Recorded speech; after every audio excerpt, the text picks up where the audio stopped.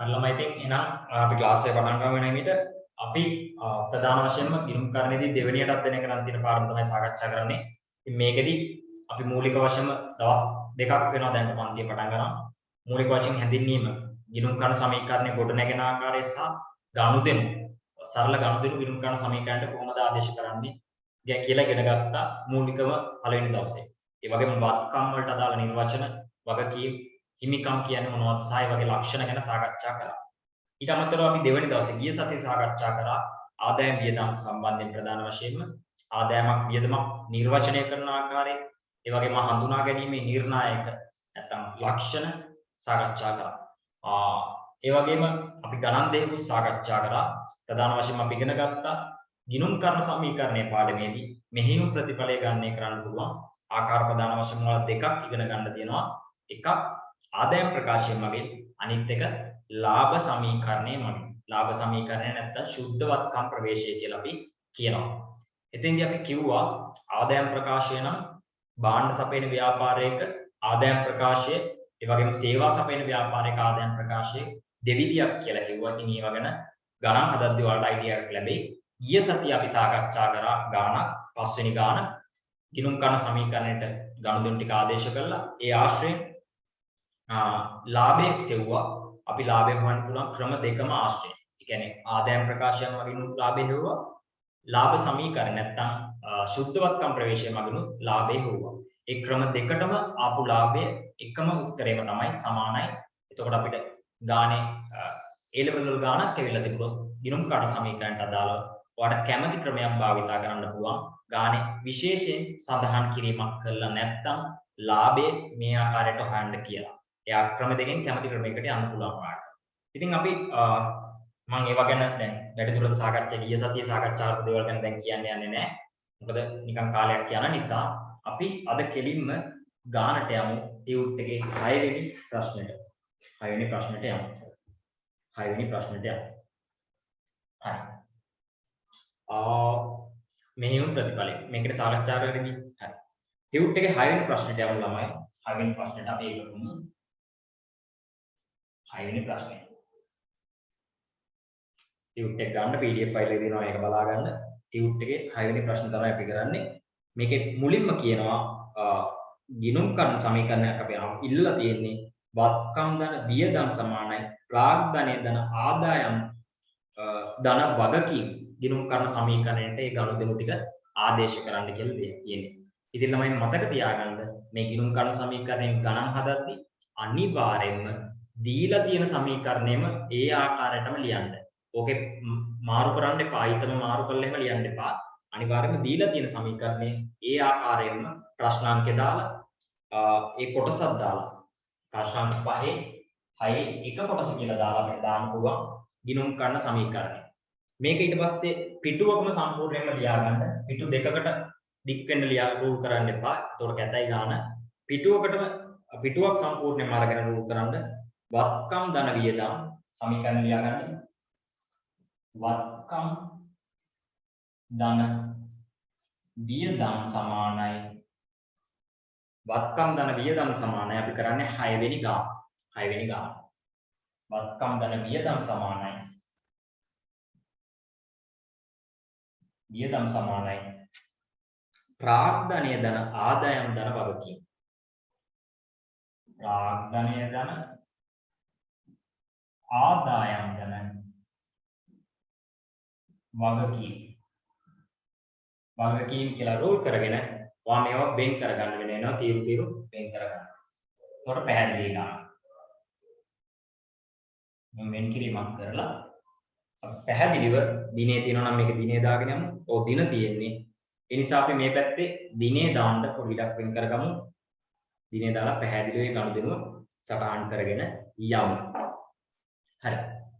මම දැන් ගිය සතිය වලට කිව්වා මේක තනියම ගණන් හදන්න try කරන්න. ඊට පස්සේ ඔයාලට වැරදි වෙන ඒවා ඉගෙන ගන්න පුළුවන් කියලා. ඒක තමයි ගොඩක්ම ඉෆෙක්ටිව් වෙන්නේ. මොකද මම කරද්දි කරනවට වඩා. නැත්නම් ක්ලාස් එක වෙලේ ඔයාලට ටයිම් එකක් දුන්නොත් අමතර කාලයක් යනවා. එතකොට අපරාධේ අපේ කාලේ පැහැදිලි කියලා දෙන්න තියෙන ටිකක් මේ වෙලාව නාස්ති වීමක් තමයි වෙන්නේ. ඒ නිසා මේ ටියුට් එකේ ගණන් Tamanට පුළුවන් විදිහට කරලා ඉවරලා ක්ලාස් එකට ජොයින් වෙනවා නම් වඩාත්ම හොඳයි. මොකද ඔයාලට වර්ධිනේවත් හඳුනා ගන්න පුළුවන් ඒක. හරි. 6 වෙනි ගානේ පළවෙනි ගනුදෙනුව 1.1 1.1 කියලා ලියන්න. දිනේට 1.1 කියලා ලියලා අපිට දාන්න පුළුවන් එක. ව්‍යාපාර කටයුතු ආරම්භීම සඳහා දැන් මේක රූපිකා රූපලාවන්‍ය කාර්යයක් තමයි ආරම්භ කරන්නේ. ව්‍යාපාරයේ පළමු සතිය තුල වුණ ගනුදෙනු ටිකක් තමයි අපිට දීලා තියෙන්නේ. හරි. මුලින්ම තියෙනවා ව්‍යාපාර කටයුතු ආරම්භීමට ලක්ෂ 8ක් වටිනා ගොඩනැගිල්ලක් සහ ලක්ෂ 5ක් මුදලින් යොදවනවා. අන්න ගොඩනැගිල්ලක් ව්‍යාපාරයට යොදවනවා. රුපියල් ලක්ෂ 8යි. අපි රුපියල් 10 වලින් ගාන හදනවා නම් අනිවාර්යයෙන්ම උඩින් නම් කිරීමක් කරන්න රුපියල් 10 කියලා. ඒක කරන්න අනිවාර්යයෙන්ම ඊට පස්සේ ප්‍රශ්නයක් නැවට අර අන්තිමට තියෙන බිංදු 3 අයින් කරලා මේක කරන්න පුළුවන් හොඳට ඉඩ අරගෙන. උඩින් රුපියල් 10 කියලා නම් කිරීමක් කරන්න. නම් කිරීමක් කරන්න. ලක්ෂ 8ක් වටිනා ගොඩනැගිල්ලක් ව්‍යාපාරයට යොදවනවා. අපි ගත්තොත් ගොඩනැගිලි කියන්නේ ව්‍යාපාරයට වත්කම. අන්න ගොඩනැගිලි කියන වත්කම වැඩි වීමක් වෙනවා ලක්ෂ 8කින්. අන්න මෙතන වත්කම් වල අපිට දාන්න පුළුවන් ධන ලක්ෂ 8යි ධන 800යි වරහන් ඇතුලේ අවශ්‍ය නම් ගොඩනැගිලි කියලා දාන්න පුළුවන්.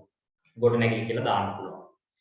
ඒ වගේම ලක්ෂ 5ක් මුදලින් යොදවනවා. සල්ලි යොදවනවා. ව්‍යාපාරයේ ලාච්චුවට සල්ලි එනවා ලක්ෂ 5ක්. 500ක් සල්ලි එනවා. අන්න මුදල් කියන වත්කම වැඩි වීමක් වෙනවා 500කින්. 500කින් වැඩි වීමක් වෙනවා මුදල් කියන වත්කම. මුදල් කියන වත්කම. හරි. ඊට පස්සේ අපිට දාන්න පුළුවන් මේක ඇවිල්ලා රූපිකා අයිතිකරු තමයි ව්‍යාපාරයට යොදවන්නේ. මේ දෙකේම එකතුව නිසා හිමිකම වැඩි වෙනවා කියලා අපිට දාන්න පුළුවන්. දෙකේම එකතුව 1300ක් තියෙනවා. 1300කින්ම හිමිකම වැඩි වීමක් වෙනවා. ඒ කියන්නේ ප්‍රාග්ධනය යටතේ අපිට දාන්න පුළුවන් ධන 1300යි කියලා. 1300යි කියලා. කවදාකවත් මේකේ වත්කම් මුදල් දානවා ගොඩනැගිලි දානවා යන්ත්‍ර දානවා කියලා තියෙද්දී ඒවා සම්පූර්ණයෙන්ම මුළු එකතුව මෙතනට දාන්න යන්න එපා. හේතුව තමයි මුදල් කියන්නේ එක වත්කම. ගොඩනැගිලි කියන්නේ වෙන වත්කම. මේ යන්ත්‍ර කියන්නේ වෙන වත්කම. ලීබඩු කියන්නේ වෙන වත්කම. ඒව වෙන වෙනම සටහන් කිරීමක් කරා. ගොඩනැගිලි වත්කම වැඩි වෙනවා මුදල් වත්කම වැඩි වෙනවා. නමුත් මෙතන හිමිකම යටතේ සඳහන් කරද්දී සම්පූර්ණ එකතුව දැම්මට ප්‍රශ්නයක් නැහැ. මොකද අයිතිකරු යොදවනවා. අයිතිකරු යොදද්දී හිමිකම සම්පූර්ණයෙන්ම වැඩි වීමක් වෙන නිසා ඒ දෙකේ එකතුව දැම්මට ප්‍රශ්නයක් නැහැ. හරි? ඒක පළවෙනි ගාන. පළවෙනි ගාන. 1.1 1.1 ඊට පස්සේ 1.2 මේ ඔයාලට වැරදෙන පොඩි ගනුදෙනු පව ඔයා පැත්තේ රතු පෑනකින් ලියලා තියාගන්න. එතකොට ඔයාලට ලේසි මේක මේ කරගන්න. අමතක වෙන්නේ නැහැ එතකොට අය. 1.2 රූපලාවන්‍ය කටයුතු සඳහා අවශ්‍ය ද්‍රව්‍ය මිලට ගත්තා 2,25,000යි. රූපලාවන්‍ය කටයුතු වලට ද්‍රව්‍ය මිලට ගන්නවා 2,25,000යි. ව්‍යාපාරයේ ලාච්චුවෙන් සල්ලි අඩුවීමක් වෙනවා 2,25,000යි. අපේ රුපියල් 10 වලින් ගන්න ලියන නිසා අපිට දාන්න පුළුවන් සල්ලි අඩු වෙනවා කියලා 225. අන්න මුදල් කියන වත්කම අඩුවීමක් වෙනවා 225කින්.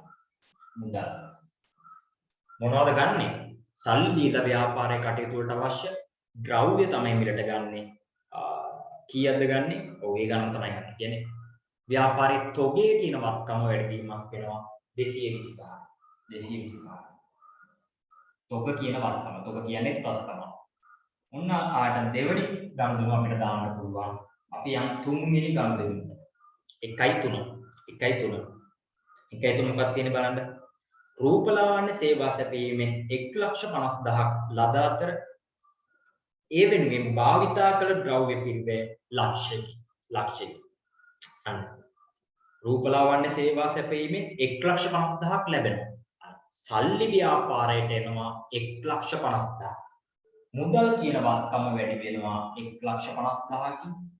මුදල් කියලා වත්කම වැඩි වෙනවා 1,50,000කින්. අනිත් අතට ඒ සඳහා ද්‍රව්‍ය භාවිතා කරලා තියෙනවා ලක්ෂයක්. අන්න ද්‍රව්‍ය නැත්තම් තොගේ කියන වත්කම අඩුවීමක් වෙනවා ලක්ෂයකින්.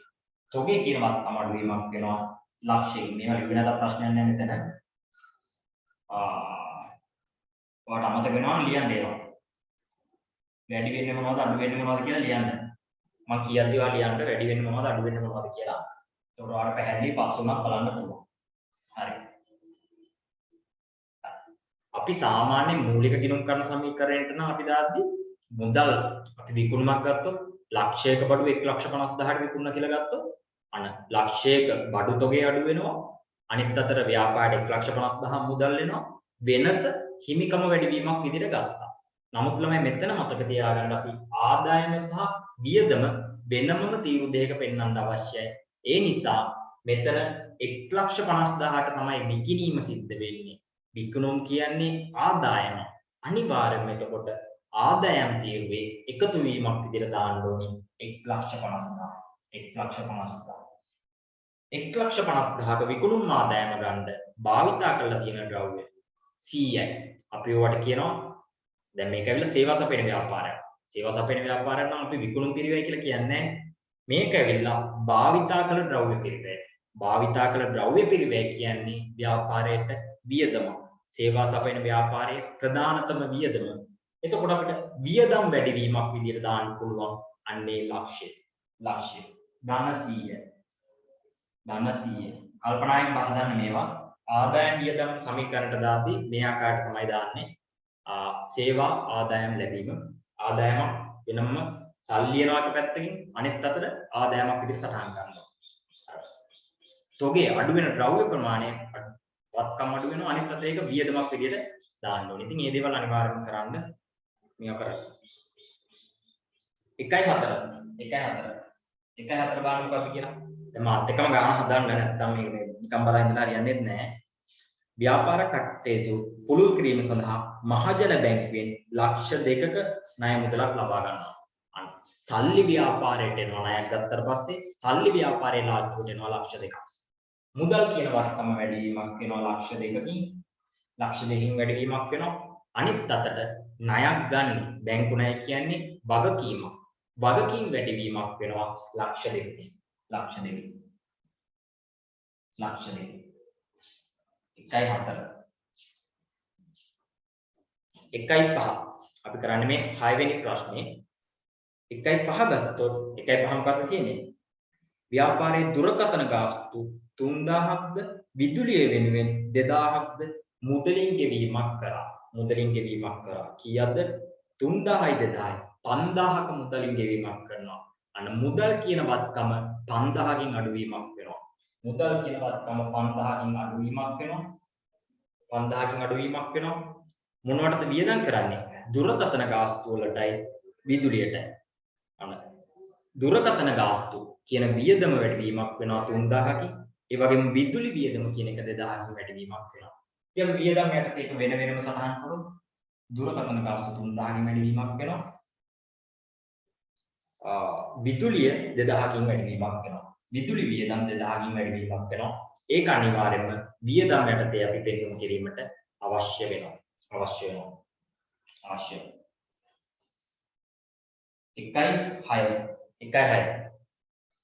තියෙනවා සහායිකාවගේ සතියක වැටුප වශයෙන් 10000ක් ගෙවුවා.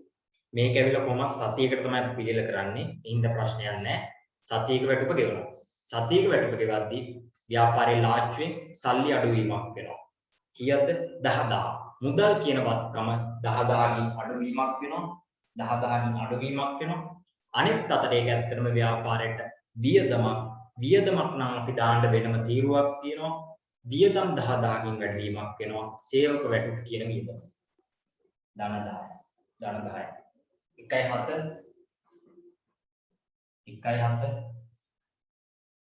1.7 ගත්තොත් රූපිකාගේ පෞද්ගලික ප්‍රයෝජනට ව්‍යාපාරයෙන් ලබාගත් මුදල 4000යි.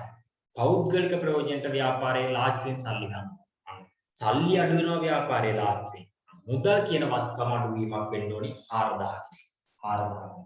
මුදල් අඩුවීමක් වෙනවා 4000කින්. අනිත් අතට ඒක අයිතිකරු පෞද්ගලික ප්‍රයෝජනට ගන්න එක. අපි ඔයාලට කිව්වා ගැනිලි කියලා. ගැනිලි නම් අනිවාර්යයෙන්ම ගැනිලි නිසා නම් ප්‍රාග්ධනය අඩුවීමක් වෙනවා. මේ ප්‍රාග්ධනයේ තීරුවට දාන්නේ අමතර ප්‍රාග්ධන දායකත්වයන් සහ ගැනිලි. ගැනිලි කියන දෙක තමයි දාන්නේ. ඉතින් ගැනිලි නිසා නම් මේක අඩුවීමක් වෙනවා 4000.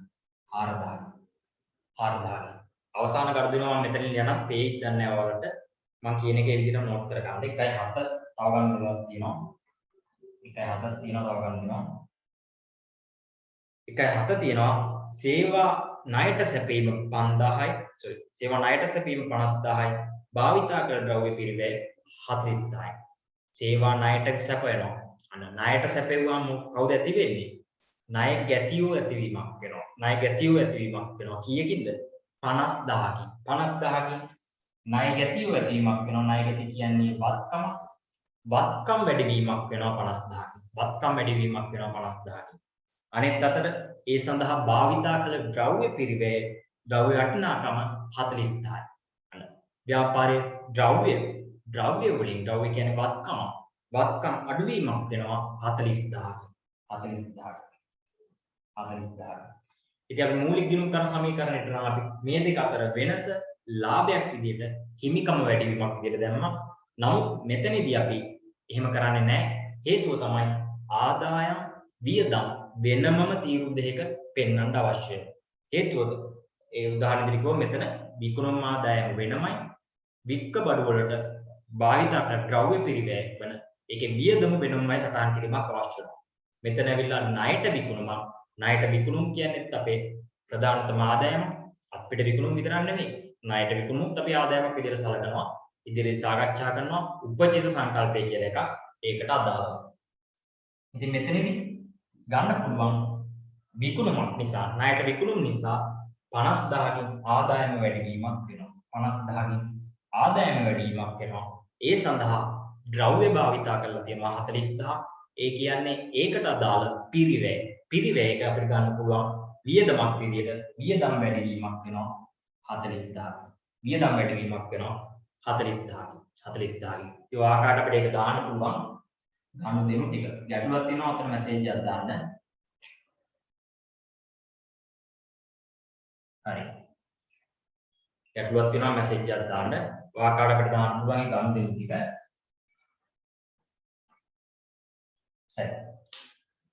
ඊට පස්සේ අපෙන් අහන්නේ ව්‍යාපාරයේ මෙහෙයුම් ප්‍රතිඵලය ආදායම් වියදම් ප්‍රවේශය හා ශුද්ධ වත්කම් ප්‍රවේශය අසුරෙන් ගණනය කරන්න. අන්න ව්‍යාපාරයේ ලාභදායීත්වයේ මෙහෙයුම් ප්‍රතිඵලය ගණනය කරන්න අවශ්‍ය වෙනවා අර ක්‍රම දෙකෙන්ම. මම කියන ක්‍රම දෙකයි තියෙනවා. ওই ක්‍රම දෙකෙන් කොයි ක්‍රමයකට ගත්තත් එකම ලාභය තමයි එන්නේ. පළවෙනියට අපි ආදායම් ප්‍රකාශයන් මගින් ලාභය හොයමු. දෙවෙනි රෝමිලක්කම් දෙක දාලා පිළියෙල කරන්න ආදායම් ප්‍රකාශය දකුණට තියු දෙයක් වෙන ප්‍රකාශයක් විදිහට රූප කරන්න මේ ආකාරයට දකුණට තියු දෙයක් වෙන්න ඔකේ ලියන්න අපි ලියමු එක පිළිවෙලට කරොත් එහෙම උඩින්ම ලියන්න ඕනේ ව්‍යාපාරයේ නම රූපිකා ව්‍යාපාරය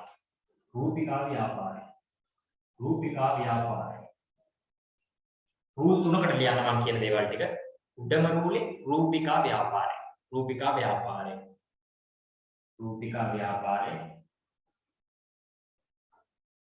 2021 ජනවාරි මුල් සතිය සඳහා 2021 ජනවාරි පළමු සතිය සඳහා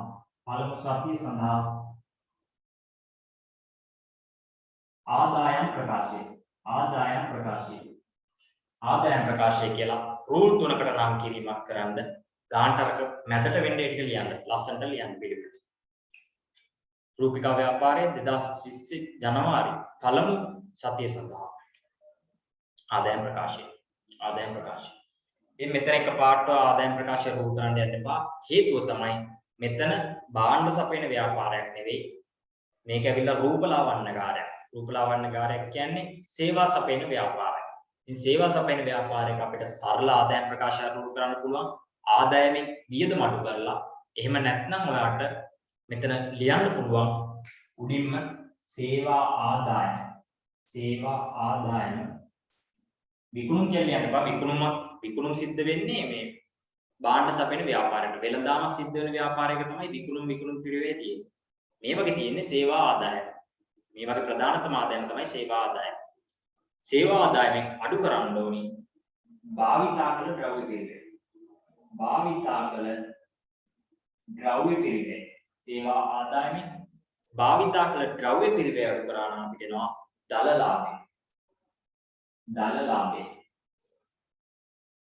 දල ලාභය ආවට පස්සේ දල ලාභයට අපි වෙනත් ආදායම එකතු කරන්න ඕනේ. වෙනත් ආදායම එකතු කරන්න ඕනේ. වෙනත් ආදායම එකතු කළාට පස්සේ අපිට එනවා මුළු ආදායම. මුළු ආදායම. මුළු ආදායම එනවා. මුළු ආදායම එනවා. මුළු ආදායමෙන් මුළු වියදම අඩු කරන්න ඕනේ. වියදම් වර්ගීකරණයක් මෙතන අවශ්‍ය වෙන්නේ නැහැ. අපි අඩු කළා වියදම් කියලා පොදුවේ දාන්න. අඩු කළා වියදම් කියලා යටින් ඉලක්ක අදින්න. වියදම් ටික අඩු කරා නම් අපිට අවසාන උත්තරේ ගන්න පුළුවන් සුද්ධ ලාභයේ විදියට. සුද්ධ ලාභයේ විදියට. සුද්ධ ලාභයේ විදියට. අපි මේ ආකාරයට ආදායම් ප්‍රකාශය රූල් කරේ. මේක රූපලාවන්‍යාකාරයක්. ඒ කියන්නේ සේවා සපයන ව්‍යාපාරයක් පටන් ගන්න. නිසා මේකේ භාණ්ඩ සපයන ව්‍යාපාරයක් නම් අපි විකුණු ඍණ විකුණු පිරිවේ අඩු කරාට පස්සේ දල ලාභ එනවා. දල ලාභයට වෙනත් ආදායම් එකතුවල ඒ ආකාරයට රූල් කරනවා. මේක මේ ආකාරයට. ඒ නිසා ව්‍යාපාරයේ මුලින්ම බලන්න භාණ්ඩ සපයන ව්‍යාපාරයක්ද සේවා සපයන ව්යාපාරයක්ද. හරි. මේක මෙච්චරයි කරන්න ඕනවා. මොකද්ද? මෙතන මේ තීරු පහෙන් තීරු පහක් තියෙනවා 1යි 2යි 3යි 4යි 5යි. මේ තීරු පහෙන් ආදායම් තීරුවයි වියදම් තීරුවයි විතරයි අදාළ කරගන්න ඕනේ මේ ආදායම් ප්‍රකාශය රූප කරද්දී. වෙන තීරු දිහා බලන්නවත් අවශ්‍ය වෙන්නේ නැහැ. ආදායම් තීරුවයි වියදම් තීරුවයි අදාළ කරගන්න. හරි. මුලින්ම තියෙනවා සේවා ආදායම. සේවා ආදායම.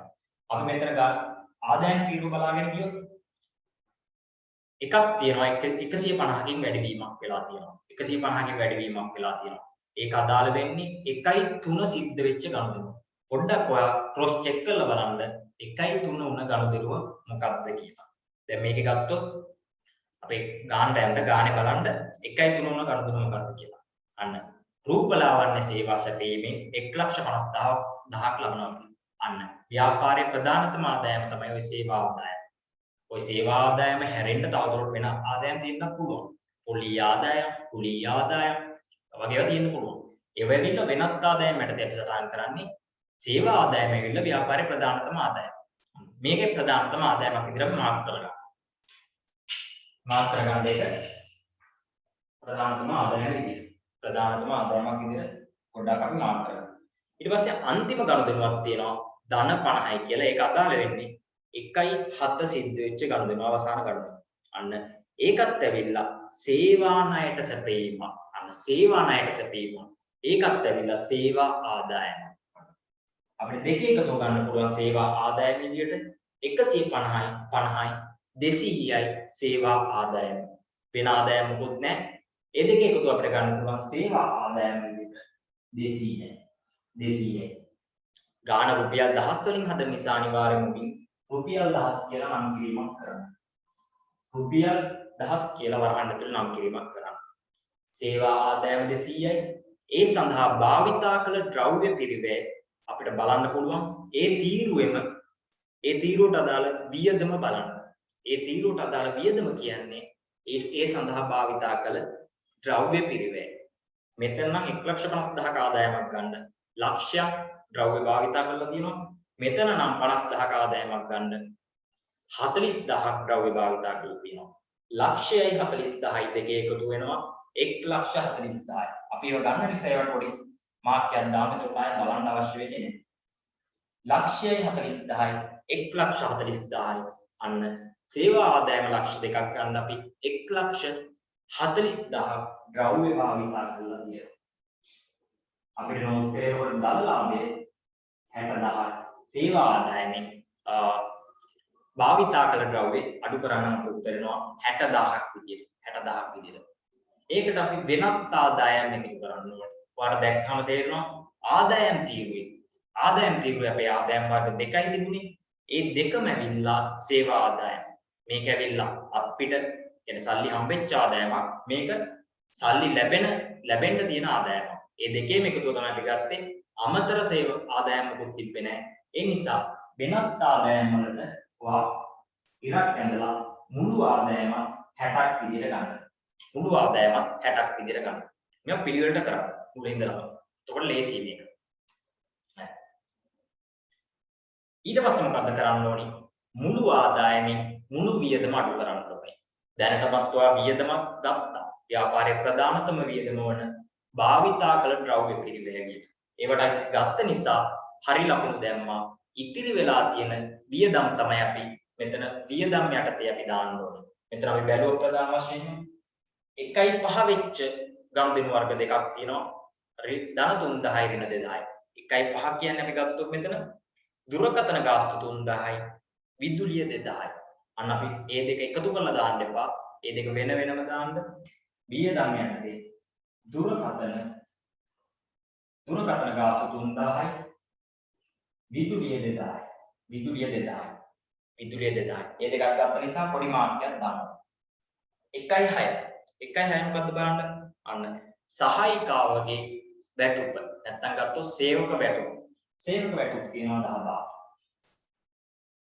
සේවක වැටුප කියනවා 10000. ඒකත් ගත්ත නිසා ඒකට හරි ලකුණක් දාන්න. වෙන වියදම් කිසිවක් නැහැ. ඒ ඔක්කොම අපි ගත්තා. ආදායම් සහ වියදම් තීරුවේ. ආදායම් සහ වියදම් තීරුවේ සෑම එකටම අපි මාර්ක් වෙලා තිනවා. ඒ කියන්නේ අපි සෑම කඩදිනුවම මෙතන අදාළ කරගත්තා. එතකොට අපි වියදම් වල එකතු කරලා දකුණු පැත්තේ තීරුවට දාන්න. මෙතන ගන්න පුළුවන් 15ක් විදියට. මුළු ආදායම මුළු වියදම අඩු කරාම අපි කියනවා 45000ක ශුද්ධ ලාභයක්. 45000ක ශුද්ධ ලාභයක් වෙනවා රූපිකාගේ රූපලාවන්‍යාගාරය. රූපලාවන්‍යාගාරය. හරි. ඉතින් ළමයි මතක තියාගන්න මේක ඇවිල්ලා මේ ශුද්ධ ලාභය හොයන එක ක්‍රමයක් විතරයි. මේ ඇවිල්ලා ආදායම් ප්‍රකාශයක් පිළියෙල කිරීමෙන් ලාභය හොයන්නේ. මේ විදිහට හොයන්න පුළුවන් ගන්න. අනිත් ක්‍රමය තමයි ලාභ සමීකරණය මගින් ලාභයේ හෙවීම. ලාභයේ සෙවීම. ඔයාලා ලියා ගන්න අනිත් ක්‍රමය ලාභය සමානයි ලාභ සමීකරණය ලියා ගන්න. ලාභය සමානයි අග ශුද්ධවත්කම් නැත්නම් අග හිමිකම ඍණ මුල හිමිකම ධන ගැනීම ඍණ අමතර ප්‍රාර්ථනය. අමතර ප්‍රාර්ථනය. ඉතින් මෙතන ඉන්න හැම ගනුදෙනුවක්ම අපි හැම ගානක්ම අපි මේ ක්‍රම දෙකෙන්ම සාකච්ඡා කරනවා. එතකොට ඔයාලයි අදහසක් යනවා මේ ක්‍රම දෙකෙන්ම ලාභය හොයන්න පුළුවන් කියනවා. ලාභය හොයන්න පුළුවන් කියනවා. ලාභය හොයන්න පුළුවන්. අපි බලමු. අග හිමිකම ඍණ මුල හිමිකම ධන ගැනීම ඍණ අමතර ප්‍රාර්ථනය. අමතර ප්‍රාර්ථනය.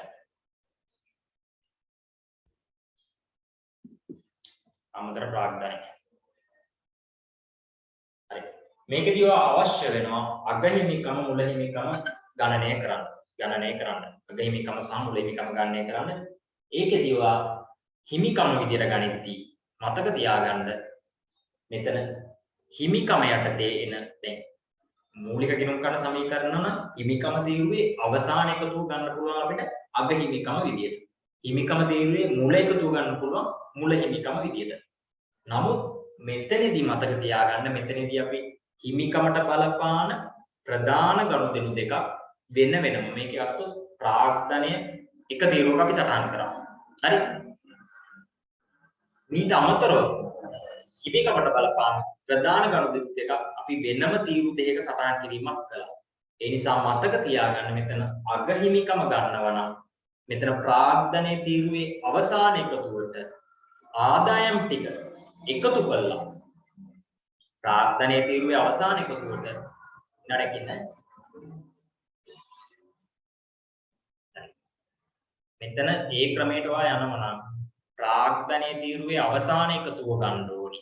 ඒ වගේම වියදම් තීරුවෙත් අවසාන එකතුව ගන්න ඕනි. ආදායම් තීරුවෙත් අවසාන එකතුව ගන්න ඕනි. ඊට පස්සේ ඔයා මොකද්ද කරන්න ඕනි? අග හිමිකම කියන තැනට ඔයා ගණනය කිරීමක් කරලා එතන දාන්න ඕනි. අග හිමිකම ගන්න පුළුවන් ඔයාට ප්‍රාග්ධනයේ තීරුවේ අවසාන එකතුවට ආදායම් තීරුවේ අවසාන එකතුව එකතු කරලා වියදම් තීරුවේ අවසාන එකතුව අඩු කරා නම් අග හිමිකම එනවා. අග හිමිකම එනවා. ඉතින් මේ දේ පොඩ්ඩක් පැටලිලි සාගතයි නම් ඔයාට අග හිමිකම කියන එක ලේසියෙන් ගන්න පුළුවන්. වත්කම් වලින් වගකීම් අඩු කරලා. සුද්ධ වත්කම් ප්‍රවේශයෙන් කියන්නේ සුද්ධ වත්කම් කියන්නේ අග සුද්ධ වත්කම් වෙන මුල සුද්ධ වත්කම්. හරි? එතකොට අග සුද්ධ වත්කම් කියන්නේ අග වත්කම් වලින් අග වගකීම් අඩු කරනවා. අන්න ඔයා වත්කම් තීරුවේ අවසාන එකතු ගන්න වගකීම් තීරුවේ අවසාන එකතු ගන්න. එච්චරයි ඔයා කරන්න ඕනේ. බලන්න එකතු කරලා කීයද කියලා? 800 500 1350යි 1350යි 1550යි 1550යි බලන්න ආපු එක්කෙනෙක් දාන මැසේජ් එකක් 1550යි 15යි 19යි 29 15යි 19යි 9ක් එකතු වෙනවා. ඔන්න 9ක්. 1541ක් වෙනවා. වත්කම් වල අවසාන එකතු වෙනවා 1541ක්. 1541ක් වෙනවා. අවසාන එකතු. වගකීම් වල අවසාන එකතු වෙනවා 200ක්. 200යි නේද? ඔව්. වගකීම් වල අවසාන එකතු වෙනවා 200ක්. මම මෙතෙන් කියන්නේ 200ක්. අන්න අගහිමිකම නැත්නම් අගශුද්ධවත්කම් කියන එකට වඩා ගන්න පුළුවන්. අගවත්කම් වලින් අග වගකීම් අඩු කරා නම් ඒ කියන්නේ 1541කින් 1541කින් 200ක් අඩු කරා නම් ඔයාලට එන උත්තරය අගහිමිකම 1341යි. 1341යි. 1341යි. ඒකෙන් අඩු කරන්න ඕනි මුල හිමිකම. මුල හිමිකම කීයද ළමයි? මුල හිමිකම 1300යි. මේ තියෙන මුල හිමිකම. මුල හිමිකම කියන්නේ මුල වත්කම් වලින් මුල වගකීම් අඩු කරනවා. මුල වත්කම් තියෙනවා 1300. වගකීම් කිසිවක් නැහැ. එතකොට මුල හිමිකම ඇවිල්ලා 1300ම තමයි. 1300. ධන ගැනිලි. අන්න මේ ගානේ මට මතකයි ගැනිලි තිබුණා මේකේ. ඔව්. 1.7 ගනුදෙනුවක් තියෙනවා. මෙන්නම ගැනිල්ල ප්‍රාග්ධනය අඩු වෙන්න බලපාලා තියෙනවා. අයිතිකරුගේ රූපිකාගේ පෞද්ගලික ප්‍රයෝජනට ව්‍යාපාරයෙන් ලබාගත් මුදල 4000යි. ධන ගැනිලි 4000ක එකතු වෙන්න ඕනේ. අන්න ඔයාලට නම් උත්තරේ 1341කින් 1300ක් අඩු කරා නම් ඔයාලට එනවා 41ක්. 41යි 4යි එකතු කරා නම් ඔයාලට එනවා 45000ක් විදිහට ව්‍යාපාරයේ ලාභදායීත්වය එනවා 45ක් විදිහට. 45ක් විදිහට. හරි. දැක්කද? අර මේ ක්‍රම දෙකෙන් මොන ක්‍රමයකට ගියත් එකම ලාභය තමයි එන්නේ. ආදායම් ප්‍රකාශයක් වලින් මේ තියෙන්නේ 45යි උත්තරය ආවේ. ලාභ සමීකරණය මගින් ආපු උත්තරේ 45යි. ඉතින් ගානේ විශේෂයෙන් සඳහන් කරලා නැත්නම් මේ ක්‍රම දෙකේ කැමැති ක්‍රමයකට අපිට යන්න පුළුවන්. ලාභේ වර්ධ. එයාකට අපිට 6 වෙනි ගාන කරන්න පුළුවන්. 6 වෙනි ගාන කරන්න පුළුවන්. අපිට තව වෙලා තියෙනවා ගණන් දෙක තුනක් සාකච්ඡා කරන්න. අපි පිළිවෙලට හදාගෙන යමු. අපි සෑම ගානක්ම සාකච්ඡා කරනවා. 7 වෙනි ගානටත් අපි යමු. 7 වෙනි ගානටත් යමු. 7 වෙනි ගානටත් යමු. මේ සම්බන්ධයෙන් ගැටලුවක් තියෙනවා උතර මැසේජ් එකක් දාන්න. මම කියලා දෙන්නම්. 7 වෙනි ගානට අපි යමු.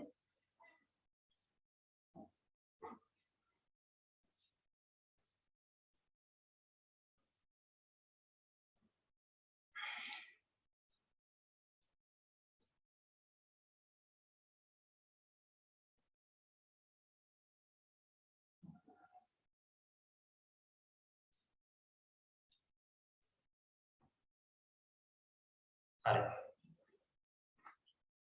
අද මොකද දන්නේ ළමයි ටිකක් අඩුයි. කලින් පටන් ගත්ත ඉඳන් දන්නේ නැහැ. හරි ප්‍රශ්නයක් නැහැ. අපි කරගෙන යමු 7 වෙනි ප්‍රශ්නේ. 7 වෙනි ප්‍රශ්නේ.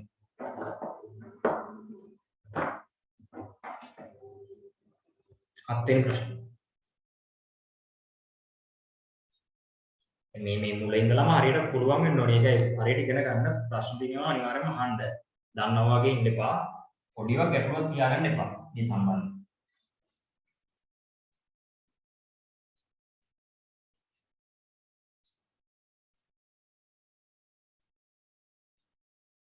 හරි.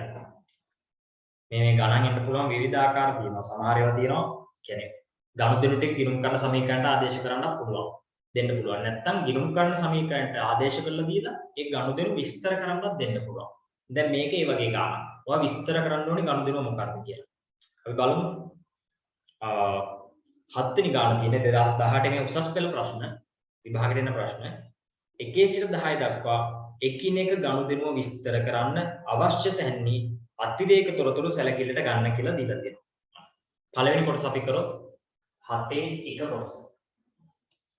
ගනුදෙනු ටික විස්තර කරන්න තියෙනවා. ගනුදෙනු ටික විස්තර කරන්න තියෙනවා. බලමු මුලින්ම සිරිපාල වෙළඳ ව්‍යාපාරයක් ආරම්භ කරන ලදී ජනවාරි මාසය තුල සිදුණු ගනුදෙනු ගිණුම් කරන සමීකරණයට ආදේශ කළ දින. ඔව්. හරියට. බලමු ප්‍රශ්නයක් පුළුවන් විදිහට කරගෙන යමු. මේකේ සිරිපාල වෙළඳ ව්‍යාපාරයක් ආරම්භ කළාලු ජනවාරි මාසයේ වුණු ගනුදෙනු ටික දීලා තියෙනවා. ඉතින් ඒක අපි දැම්මොත් එහෙම ගිණුම් කරන සමීකරණයට අපි විස්තර කළොත් එහෙම වල කරගෙන යමු බලන්න පළවෙනි ගනුදෙනුව. පළවෙනි ගනුදෙනුව. තාමත් ලේසි. පළවෙනි ගනුදෙනුව බැංකුවේ ඇති මුදල් ලක්ෂ 3කින් වැඩිවීමක් වෙනවා. අනිත් අතට ප්‍රාග්ධනය ලක්ෂ 3කින් වැඩිවීමක් වෙලා තියෙනවා. බැංකුවේ ඇති මුදල් ලක්ෂ 3කින් වැඩි වෙලා ප්‍රාග්ධනය ලක්ෂ 3කින් වැඩි වෙලා. ඔයාලට මේක හිතා ගන්න පුළුවන් අනිවාර්යයෙන්ම ලක්ෂ 3කින් ප්‍රාග්ධනය. අනිවාර්යයෙන්ම ව්‍යාපාරයේ ලාච්චුවට මුදල් ලැබිලා තියෙනවා. ලාච්චුවට නෙවෙයි බැංකුවට මුදල් දීලා තියෙනවා. ඒ මුදල් ඇවිල්ලා තියෙන්නේ ප්‍රාග්ධනය යෙදීමක් නිසා. ඒ නිසා තමයි ප්‍රාග්ධනය ලක්ෂ 3කින් වැඩි වීමක් වෙලා තියෙන්නේ. අපිට ලියන්න පුළුවන් අයිතිකරු නැත්නම් කිව්වොත් සිරිපාල වෙළඳ ව්‍යාපාරය ආරම්භ කරද්දී ලක්ෂ 3ක් ප්‍රාග්ධනය යෙදුවා. ලියාගන්න බලන්න. සිරිපාල ප්‍රාග්ධනය යෙදුවා. ප්‍රාග්ධනය යෙදුවා රුපියල් ලක්ෂ 3යි. ලක්ෂ 3යි. සිරිපාල ප්‍රාග්ධනය යෙදුවා රුපියල් ලක්ෂ 3යි. 3යි. දෙවෙනි ගනුදෙනුව. හරි. උපකරණ ලක්ෂ 2,41,000කින් වැඩි වෙලා තියෙනවා. ණය වැඩි වෙලා තියෙනවා 2,40,000කින්. අන්න උපකරණ වැඩිවීමක් වෙලා තියෙනවා. උපකරණ වැඩි වෙලා කියන්නේ ව්‍යාපාරයේ අනිවාර්යයෙන්ම උපකරණ අරන් තියෙනවා. උපකරණ ගත්තේ අපිට මුදලට නම් අනිවාර්යයෙන්ම මුදල් කියන වත්කම අඩුවීමක් වෙන්න ඕනේ. මෙතන මුදල් අඩුවීමක් වෙලා නැහැ. මෙතන ණය කියන එක තමයි වැඩිවීමක් වෙලා තියෙන්නේ. ණය වැඩි වෙනවා කියන්නේ අපිට හිතා ගන්න පුළුවන් ඒ උපකරණ අරන් තියෙන්නේ අපිට නෙවෙයි ණයට. අපි ලියමු බලන්න දෙවෙනි ගනුදෙනුව. රුපියල් 2,40,000ක උපකරණ ණයට ගත්තා. ණයට ගැනීම. ණයට ගත්තා කියනවා. මේක අපිට මුදලට ගත්තා නම් මේක මේ මුදල්නේ අඩු වෙන්නේ. ණයට ගත්ත නිසා තමයි ණය වැඩිවීමක් වෙලා තියෙන්නේ. ණය වැඩිවීමක් වෙලා තියෙන්නේ. තමයි මෙතෙන්දී අපි මුලින්ම කරන්න දෙයක් අමතක වුණා. ඒ දේ අනිවාර්යයෙන්ම කරන්න ඕනේ. හේතුව තමයි මෙතන ගනුදෙනුට විස්තර කරද්දී අවශ්‍ය තැන්නේ අතිරේක තොරතුරු සැලකිල්ලට ගන්න ඕනේ. ඉතින් අතිරේක තොරතුරු මෙතන 3ක් දීලා තියෙනවා. අපි මුලින්ම බලන්න ඕනේ මේ අතිරේක තොරතුරු 3 අදාළ වෙන ගැළපෙලි කියන්නේ ගනුදෙනුව මොකක්ද කියලා. අපි ඒක මාක් කරගෙන ඉමු මුලින්ම. මොකද ගනුදෙනු විස්තර කරද්දී අපි ඒක අදාළ කරගන්න අවශ්‍ය නිසා. අපි දැන් කරන්නේ 7 වෙනි ගාන. 7 වෙනි ගාන තමයි කරන්නේ. දැන් ආයෙ කට්ටිය කියන්නේ පළවෙනි දෙවෙනි ගනුදෙනු ටික විස්තර කළා. නමුත් මුලින්ම අපි කරන්න ඕනේ මේ අතිරේක තොරතුරු 3 අදාළ වෙන ගනුදෙනු මොනවද කියලා අපි හොයාගන්න ඕනේ. අතිරේක තොරතුරු පළවෙනි එක මොකක්ද තියෙන්නේ? ව්‍යාපාර පරිශ්‍රය සඳහා 12000ක මාසික කොලියක් ගෙවීමට සිදුවේ මාස 6ක කුලි අත්තිකාරම් මුදලක් ලෙස වර්ෂයේ මුලදී ගෙවීමට සිදුවේ. අන්න. කුලියක් ගෙවන්න ඕන රුපියල් 12000ක. 12000ක කුලියක් ගෙවන්න ඕනෙලු. මාස 6ක කුලි අත්තිකාරම් වර්ෂයේ මුලදී ගෙවන්න සිද්ධ වෙනවා. මාස 6ක කියලා ගත්තොත් අපි ඒකට උත්තරේ එනවා 12 සරක් 6. 12 සරක් 5ට 72000ක් එනවා. අන්න මේ ගනුදෙනුව කොතනද උනේ කියලා ඔයා බලන්න පුළුවන්. එතකොට කුලි අත්තිකාරම ගෙවන්න සිද්ධ වෙනවා කියන්නේ අනිවාර්යයෙන්ම ව්‍යාපාරයේ මුදල් කියන වත්කම අඩුවීමක් වෙන්න ඕනි 72000කින්. ඔයා ගිණුම් කරන සමීකරණේ මුදල් තීරුව කෙලින් පල්ලෙහාට ගිහිල්ලා බලන්න 72000ක අඩුවීමක් වෙන්න තියනවාද කියලා. ඔය මෙතන මුදල් තියෙන අපේ බැංකුවේ ඇති මුදල්. බැංකුවේ ඇති මුදල් තීරුවේ බලාගෙන ගියොත් අපිට 72000ක අඩුවීමක් වෙලා තියෙනවා 8 වෙනි ගනුදෙනුව. 8 වෙනි ගනුදෙනුව ඉන් අනතුරු ප්‍රාග්ධනය අඩුවීමක් වෙලා තියෙනවා 72000ක. ඉතින් අපිට ඒක මාක් කරගන්න පුළුවන් අර අතිරේක තොරතුරු තුනේ අංක 1 ගනුදෙනුවට අදාළ එක විදියට. මොකද ඒක විස්තර කරද්දී අපි අදාළ කරගන්න අවශ්‍ය නිසා. ඒ නිසා 8 වෙනි ගනුදෙනුව ඉස්සරහින් පොඩි මාර්කයක් දාගන්න. 8 වෙනි ගනුදෙනුව ඉස්සරහින් පොඩි ස්ටාර් මාර්කයක් දාගන්න. මොකද ඒක විස්තර කරද්දී අපි ඒක අදාළ කරගන්න ඕනි නිසා. ඊට පස්සේ උපකරණ පිරිවැය මත 10%ක් ෂෙයා කරන්න ඕන. උපකරණ ෂෙයා කරන්න ඕනි කියන්නේ උපකරණ වටිනාකම අනිවාර්යයෙන්ම අඩුවීමක් වෙනවා. මෙතන ගත්තොත් උපකරණ වල අඩුවීමක් විදිහට තියෙන්නේ 9 වෙනි ගනුදෙනුව. 9 වෙනි ගනුදෙනුව. අනෙත් අතර ප්‍රාග්ධනයෙන් අඩුවීමක් වෙලා තියෙනවා. ඉතින් අපිට 9 වෙනි ගනුදෙනුව මාක් කරගන්න හේතුව තමයි අපි ඒක ගනුදෙනුව විස්තර කරද්දී අපි ඒක අදාළ කරගන්න ඕනි නිසා. ඉස්සරහින් මාක් කරගන්න ස්ටාර් මාක් එකක් දාන්න. ණය මාස 48කින් ගෙවිය යුතුය. පළමු මාස වාරිකය තුල 2000ක පොලිය ඇතුළත් අන බැංකු ණය වාරිකයක් ගෙවීම. බැංකු ණය වාරිකයක් ගෙවනවා කියන්නේ අනිවාර්යයෙන්ම බැංකු ණය කියන වගකීම අඩුවීමක් වෙලා තියෙන්න ඕන. බලාගෙන යන්න බැංකු ණය තීරුවේ අඩුවීමක් විදිහට තියෙන්නේ මොන ගනුදෙනුවද කියලා. අන්න බලාගෙන ගියොත් ණය කියන තීරුවේ අවසාන ගනුදෙනුව 5000කින් අඩුවීමක් වෙලා තියෙනවා. අපිට ගන්න පුළුවන් අතිරේක තොරතුරු විස්තර කරලා තියෙන ගනුදෙනුව විදිහට මාස 48කින් ණය ගෙවිය යුතුය. පළමු මාස තුල 2000ක පොලිය ඇතුළත් ඒ කියන එක. අන්න ඔයාටක් ගාලා 10 වෙනි ගනුදෙනුව ඉස්සරහින් ස්ටාර් මාක් එකක් දාගන්න. හේතුව ගනුදෙනුව විස්තර කරද්දී අපි ඒවා අදාළ කරගන්න අවශ්‍ය නිසා. හරි. දැන් අපිට මේ ගනුදෙනු ටිකේ විස්තර කරද්දී අපි ඒවා අදාළ කරගන්නෙමු. දැන් අපි පිළිවෙල විස්තර කරගෙන ගියොත් තුන්වෙනි ගනුදෙනුව තමයි අපිට තියෙන්නේ. තුන්වෙනි ගනුදෙනුව අපි බලාගෙන ගියොත් තුන්වෙනි ගනුදෙනුවක තියෙනවා ලක්ෂයක තොග වැඩිවීමක් වෙලා තියෙනවා. අනිත් අතට ණය හිමීම වැඩිවීමක් වෙලා තියෙනවා. තොගයක් වැඩි වෙලා. තොගයක් වැඩි වෙන්න නම් අනිවාර්යයෙන්ම ව්‍යාපාරයේ තොගයක් මිලදී ගන්න ඕනේ. තොගයක් මිලට ගන්න ඕනේ. අත්පිට මිලට ගත්තනම් අනිවාර්යයෙන්ම බැංකු මුදල් කියන එක අඩුවීමක් වෙනවා. මෙතන එහෙම නෙවෙයි බැංකු මුදල් අඩුවීමක් වෙලා නැහැ. මේක ණය හිමියෝ තමයි වැඩිවීමක් වෙලා තියෙන්නේ. එතකොට අපිට හිතා ගන්න පුළුවන් රුපියල් ලක්ෂයක තොග ණයට ගැනීම. ලියාගන්න. රුපියල් ලක්ෂයක තොග ණයට ගත්තා. රුපියල් ලක්ෂයක තොග ණයට ගත්තා. තුන්වෙනි ගනුදෙනුව.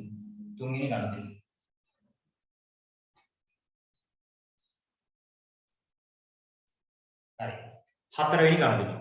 හතරවෙනි ගනුදෙනුවකත් තියෙන්නේ 60000ක් තොග අඩු වෙලා ණයගෙති 80000ක් වැඩි වෙලා 20000ක් ප්‍රාග්ධනය වැඩි වෙලා. තොගයක් අඩු වෙන්න නම් අනිවාර්යයෙන්ම එක තොගයක් විකිණෙන්න ඕනේ. දැන් මේක ගත්තොත් එහෙම තොගයක් විකිණීමක් විදියට ගත්තොත් මෙතන ණයගෙති තමයි 80000කින් වැඩිවීමක් වෙලා තියෙන්නේ. අන්න 60000ක තොග 80000කට ණයට විකිණීමක් තමයි මෙතෙන්දි සිද්ධ වෙලා තියෙන්නේ.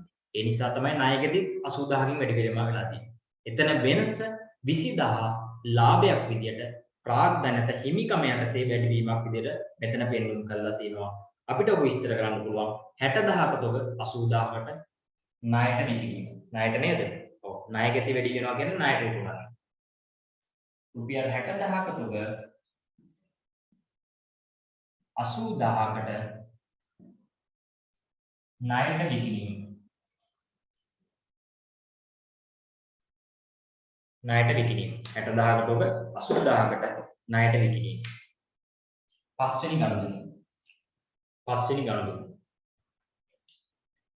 ණයගෙති 3000ක් අඩු වෙලා ප්‍රාග්ධනය 3000ක් අඩු වෙලා. ණයගෙතිත් අඩු වෙලා ප්‍රාග්ධනය අඩු වෙලා.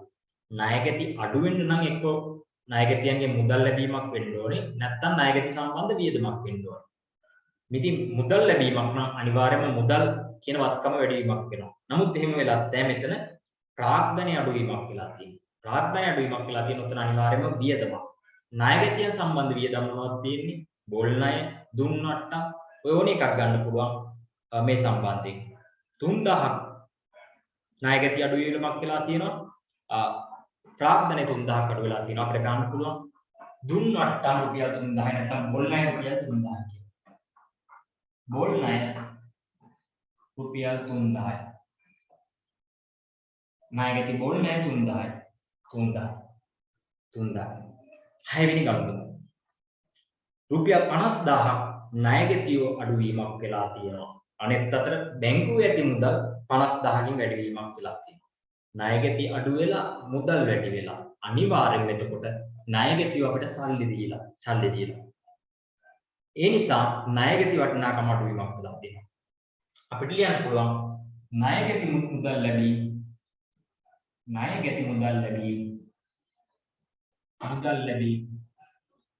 රුපියල් 50000යි.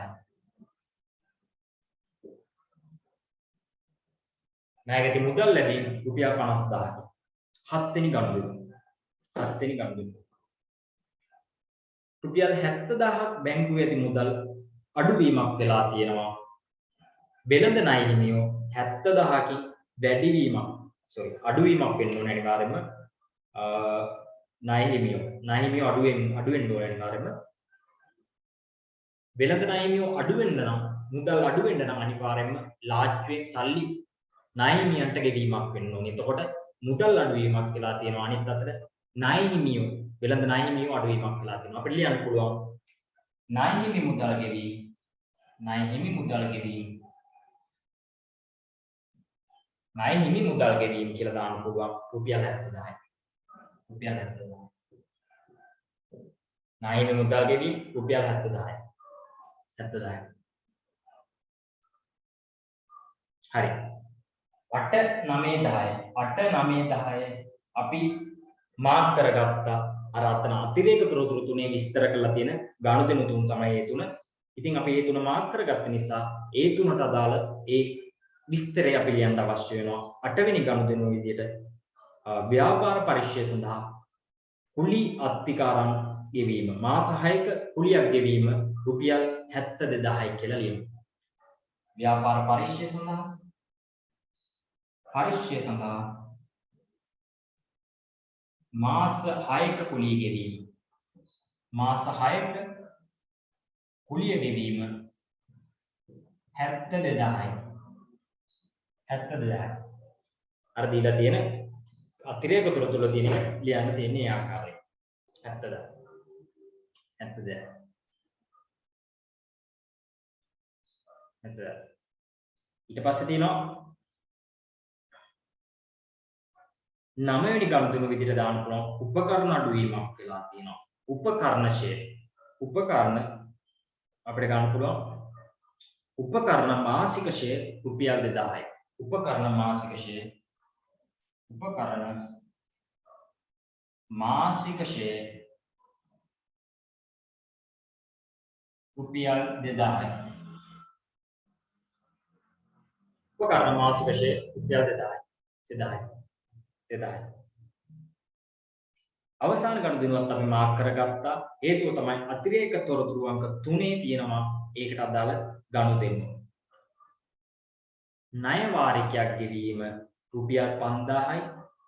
ණය වාරිකයක් ගෙවීම රුපියල් 7000යි. එහි ඇතුළත් පොලිය රුපියල් 2000යි. 7000ක වාරිකයක් ගෙවනවා ඒක ඇතුළත් පොලිය රුපියල් 2000යි. අපි ලියමු. ණය වාරිකයේ ගෙවුවා රුපියල් 7000යි. එහි ඇතුළත් පොලිය රුපියල් 2000යි. ණය වාරිකයක් ගෙවුවා රුපියල් 7000යි. එහි ඇතුළත් පොලිය රුපියල් 2000යි. රුපියල් 2000යි. ණය වාරිකයක් ගෙවුවා 10 වෙනි ගනුදෙනු. 10 වෙනි ගනුදෙනු. ණය වාරික ගෙවුවා 7000යි. එහි ඇතුළත් පොලිය රුපියල් 2000යි. රුපියල් 2000යි. ඒ ආකාරයට අපිට විස්තර කරන්න පුළුවන් ගනුදෙනු ටික අර අතිරේක තොරතුරු තුනේ විස්තර ටික අදාළ කරගන්න මෙන්න මේ 8 9 10 කියන ගනුදෙනු තුන විස්තර කරලා දෙවෙනි කොටසෙන් අහන්නේ ව්‍යාපාරයේ සුද්ධ ලාභයේ හෝ පාඩුව. සුද්ධ ලාභයේ හෝ පාඩුව හොයන ක්‍රම දෙකක් තියෙනවා. එකක් තමයි ආදායම් ප්‍රකාශනය මගින් අනිත් එක තමයි සුද්ධවත්කම් ප්‍රවේශය මගින්. අපි මේ ක්‍රම දෙකෙන්ම හොයලා බලමු එකම ලාභයේද එන්නේ කියලා. ගන්න 7 වෙනි ගාන.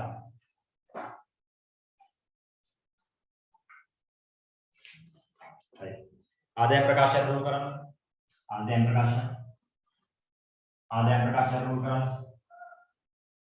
ප්‍රකාශන රූල් කරන්න. මේක නම් කරන්න සිරිපාල ව්‍යාපාරයේ 2018 ජනවාරි මාසයේ සඳහා ආදායම් ප්‍රකාශන. සිරිපාල ව්‍යාපාරයේ 2018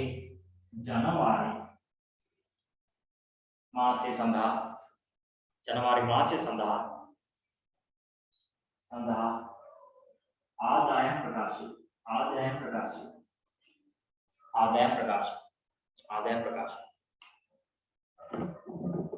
එතන ලියා ගන්න මේක ඇවිල්ලා වෙළඳ භාණ්ඩ විකුණන ව්‍යාපාරයක් වෙළඳ බඩු විකුණන ව්‍යාපාරයක් ඒ නිසා ඔයාලට සාමාන්‍ය ආදායම් ප්‍රකාශය ලියන්න පුළුවන් විකුණුම් ඍණ විකුණුම් පිරිවැය ඒ ආකාරයට විකුණුම්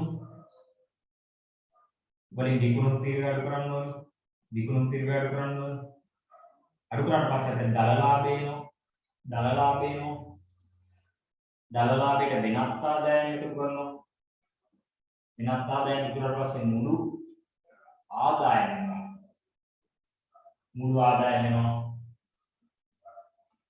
මුළු ආදායමෙන් මුළු වියදම අඩු කරන්න වියදම් ටික අඩු කරන්න වියදම් ටික අඩු කිරීමක් කරන්න වියදම් ටික අඩු කිරීමක් කරන්න වියදම් ටික අඩු කිරීමක් කරන්න මේවිලා ආදායම් ප්‍රකාශය ආදායම් ප්‍රකාශය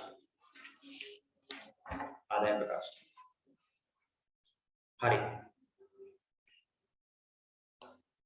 මෙතන අපි දැන් බැලුවොත් එහෙම මේ ගනුදෙනු ටික බලන්න එපා. අපි ගනුදෙනු විස්තර කරලා බලන්න එපා. ඔයා බලන්න ඔයාගේ දීලා තියෙන ගානේ වගුවේ ගිණුම් කාර්ය සමීකරණයට ආදේශ කරලා තියෙන එකේ මෙතන අපි හිමිකමට නැත්තම් ආදායම් වියදම් සියල්ලක්ම අපි සටහන් කිරීමක් කරේ ප්‍රාග්ධනයේ තීරුව යටතේ. අන්න ප්‍රාග්ධනයේ තීරුවේ එකතු කිරීම තියෙනවා අපිට ආදායම් විදිහට ගන්න පුළුවන්. නමුත් හැම එකතු කිරීමක්ම ආදායමක් නොවන බවක් මතක තියාගන්න. හේතුව තමයි අමතර ප්‍රාග්ධන දායකත්වයන් වගේ තිබුණොත් ඒකත් ඔතන එකතු කිරීමක් විදිහට තියෙනවා. ඒක හැර ඉතිරි ආර්ථික ප්‍රතිලාභයන්ගේ වැඩිවීම තමයි ආදායමක් කියන්නේ කියලා අපි ගිය සතියේ ඉගෙන ගත්තා. ඉතින් ඔතන බලාගෙන ගියොත් අපි විකුණුම් ආදායම මුලින්ම දාලා ඉමු. ප්‍රාග්ධනයේ තීරුවේ මුලින්ම පළවෙනි ගනුදෙනුව තියෙනවා ධනාගයක් විදිහට. ඒක ඇවිල්ලා ප්‍රාග්ධනයේ දීමක්. ඒක අදාළ කරගන්නේ නැහැ අපි. හතරවෙනි ගනුදෙනුව ධනාගයක් තියෙනවා. හතරවෙනි ගනුදෙනුව 60000කට ඔබ 80000කට ණයට විකිණීම. අන්න වික්විණීම. ඒක පොඩ්ඩක් මාර්ක් කරගන්න. හතරවෙනි ගනුදෙනුව. හතරවෙනි ගනුදෙනුව මාර්ක් කරගන්න. ටියුට් එකේ කියන්නේ අර ගානෙම මාර්ක් කරගන්න හතරවෙනි ගනුදෙනුව. ඊට පස්සේ ධනාගයක් විදියට වෙන කිසිවක් නැහැ ප්‍රාර්ථනීය තීරුවට අදාළව. එකම විකුණුමයි සිද්ධ වෙලා තියෙන්නේ. ඒ විකුණුම 80000ක තොග 60000ක තොග 80000ට තමයි විකුණලා තියෙන්නේ. විකුණුම් වටිනාකම අපිට දාන්න පුළුවන් එතන 80000ක් විදියට. විකුණුම 80000යි. වික්ක බඩුවල පිරිවැය වෙන්නේ 60000යි. ඔතන අපි ප්‍රාග්ධනයේ තීරුවේ තියෙන්නේ දල ඒ ලාභය තමයි දීලා තියෙන්නේ. ලාභයේ විතරක් නෙමෙයි අර ඉතුරු දත්ත ටිකක් වාපුරවන්න ඕන.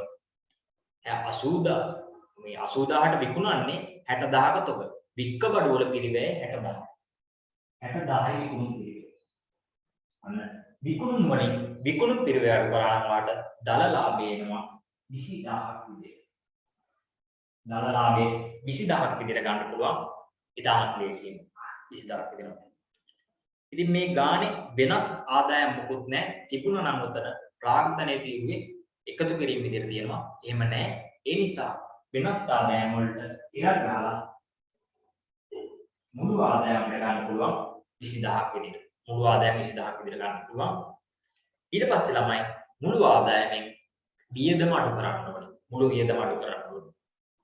වියදම අඩු කරන්න ඕනේ. ඉතින් මෙතන වියදම අඩු කරද්දී ඔයා ගන්න ඕනේ ප්‍රාග්ධනයේ තීරුවේ ඍණ ලකුණු වැටිලා තියෙන අයිටම. නමුත් මතක තියාගන්න ඍණ තියෙන හැම අයිටමයක්ම වියදමක් නෙවෙයි. හේතුව තමයි හිමිකම අඩුවීමට බලපාන වියදමක් නොවන අයිටමයකුත් තියෙනවා. අපි ඒවට කියනවා ගැනිලි කියලා. අපි වියදම් කියන එක නිර්වචනය කරද්දී අපි කිව්වා ගැනිලි හැර හිමිකම අඩුවීමට හේතු වන අනෙකුත් ගනුදෙනු තමයි වියදම් වෙන්නේ කියලා. ඉතින් ඔතෙන් කල්පනායෙන් බලන්න ප්‍රාග්ධනයේ තීරුවේ අඩුවීම විදිහට තියෙන ගනුදෙනු. ප්‍රථම වශයෙන්ම පස්වෙනි ගනුදෙනුව තියෙනවා. පස්වෙනි ගනුදෙනුව ගත්ත අපි බෝල් ණය කියලා. අන්න බෝල් ණය කියලා අපිට ගන්න පුළුවන් වියදමක් විදිහට. බෝල් ණය 3000යි. බෝල් ණය 3000යි. ලියා ගන්න. බෝල් ණය 3000යි. පස්වෙනි ගනුදෙනුව. ඊට පස්සේ 8 වෙනි ගනුදෙනුව. 8 මොකක්ද? ව්‍යාපාර පරිචය සඳහා මාස 6ක කුලී ගෙවීම 72000යි. 72000යි. කුලී ගෙවීම කුලී කුලී කියලා අපිට දාන්න පුළුවන්. නමුත් දැන් මතක තියාගන්න මෙතන ඇවිල්ලා මාස 6ක කුලියක් තමයි මේ 72000. 72000. අපි මේ ආදායම් ප්‍රකාශය නැත්නම් ලාභය හොයන්නේ මාසයකට. මාසයකට ලාභය හොයනවා නම් ඒ මාසයට අදාළ දැන් කිව්වොත් 2018 ජනවාරි මාසයට අදාළ ආදායම් වියදම් විතරයි සැලකිලිට ගන්න. මේ 72000 ඇවිල්ලා මාස 6කට නේද? මාස 6කට ගෙවීම. ඉතින් මෙතනින් මාසෙකට අදාළ කුලිය වෙන්නේ ළමයි රුපියල් 12000. 60000ක්ම ඉදිරියට කළ ගෙවීම. ඒක ඇවිල්ලා අපේ වත්කමක් වෙනවා. ඒක අපි ඉදිරියට ඉගෙන ගමු. මෙතන අපි කාලච්ඡේදයට අදාළ කුලී වියදම විදිහට ගන්නේ මාසයට අදාළ ප්‍රමාණය විතරයි. මාසයට අදාළ ප්‍රමාණය 12000. 12000. මාසයට අදාළ කුලිය 12000. 12000. මාසයට අදාළ කුලිය 12000. ඊට පස්සේ බලාගෙන යන්න ළමයි ප්‍රාග්ධනයේ තීරුවේ අඩුවීම් විදියට තියෙන ගනුදෙනු. අඩුවීම් විදියට තියෙන ගනුදෙනු. අඩුවීම් විදියට තියෙන ගනුදෙනු. 9 වෙනි ගනුදෙනුව තියෙනවා. 9 වෙනි ගනුදෙනුව මොකද්ද? උපකරණ මාසික ෂෙයා 2000යි. අන්න එතන ළමයි බැරි වෙලා මේ වාර්ෂික ෂෙයා තිබුණා නම් වාර්ෂික ෂෙයා තිබුණා නම් අපි එතන වාර්ෂික ෂෙයා දාන්නේ මාසික ෂෙයා තමයි අදාළ කරගන්නේ. නමුත් මෙතන ගැටලුවක් නැහැ. උපකරණ වාර්ෂික ෂෙයා අනුපාතය 10%යි. ඒ කියන්නේ 240000න් 10%ක් කියන්නේ 24000යි අවුරුද්දට ඒක 12න් බෙදුවොත් මාසික ෂෙයා එනවා 2000ක් කියලා. එතකොට ගැටලුවක් නැහැ. උතන 2000යි තමයි මාසික ෂෙයා. වියදමට දාන්න පුළුවන්. ෂෙයා කියලා 2000. ෂෙයා 2000ක් දාන්න පුළුවන් අපිට. ෂෙයා 2000ක් දාන්න පුළුවන්. ඊට පස්සේ ප්‍රාග්ධන තීරුවේ අඩු කිරීමක් විදිහට තියෙන්නේ අවසාන ගනුදෙනුව ණය වාරිකයේ ගෙවුවා 7000යි. එහි ඇතුළත් පොලිය 2000යි. අර පොලිය කියන එක පොලිය කියන්නේ අපේ වියදම, මූල්‍ය වියදම. අපිට දාන්න පුළුවන් වියදම් යටතේ පොලි වියදම්. 2000යි. පොලි වියදම් 2000යි.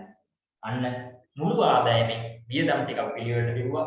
මේ ටික එකතු කරලා දකුණු පැත්ත තීරුවට දැම්මම අපිට එනවා කීයක් කියලාද? 12000යි 15000යි 15000යි 4000යි 19000ක් වෙනවා. මුළු ආදායම 20000යි 19000ක් අඩු කරාට පස්සේ සුද්ධ ලාභය එනවා. රුපියල් 1000ක් විදියට. සුද්ධ ලාභය එනවා රුපියල් 1000ක් විදියට අපි ඒක ගත්තේ ආදායම් ප්‍රකාශයක් මගින්.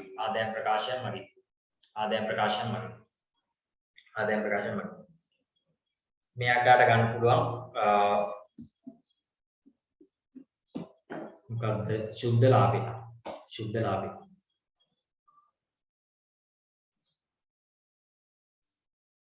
හරි. මේ සුද්ධ ලාභය වන එක ක්‍රමයක් විතරයි. අනිත් ක්‍රමය ඇවිල්ලා ලාභ සමීකරණය. ඒකටත් හෙව්වොත් අපි බලමු. මෙතන කියන්නම ලාභය සමානයි අග හිමිකම ඍණ මුල හිමිකම ධන ගැණිලි ඍණ අමතර ප්‍රාග්ධනය. අග හිමිකම ඍණ මුල හිමිකම ධන ගැණිලි ඍණ අමතර ප්‍රාග්ධනය. අග හිමිකම ඍණ මුල හිමිකම ධන ගැණිලි ඍණ අමතර ප්‍රාග්ධනය. ඒකටත් අපි ඔයාලා බලමු මේ උත්තරෙම දෙන්නේ කියලා. බලමු. මෙතෙන්දී ගණනය කිරීමක් අවශ්‍ය වෙනවා. අග ශුද්ධවත්කම් ඍණ මුල ශුද්ධවත්කම් ධන ගැණිලි ඍණ අමතර ප්‍රාග්ධනය තමයි ගිණුම්කර කියන්නේ ලාභ සමීකරණය වලින් හොයන්නේ ලාභය.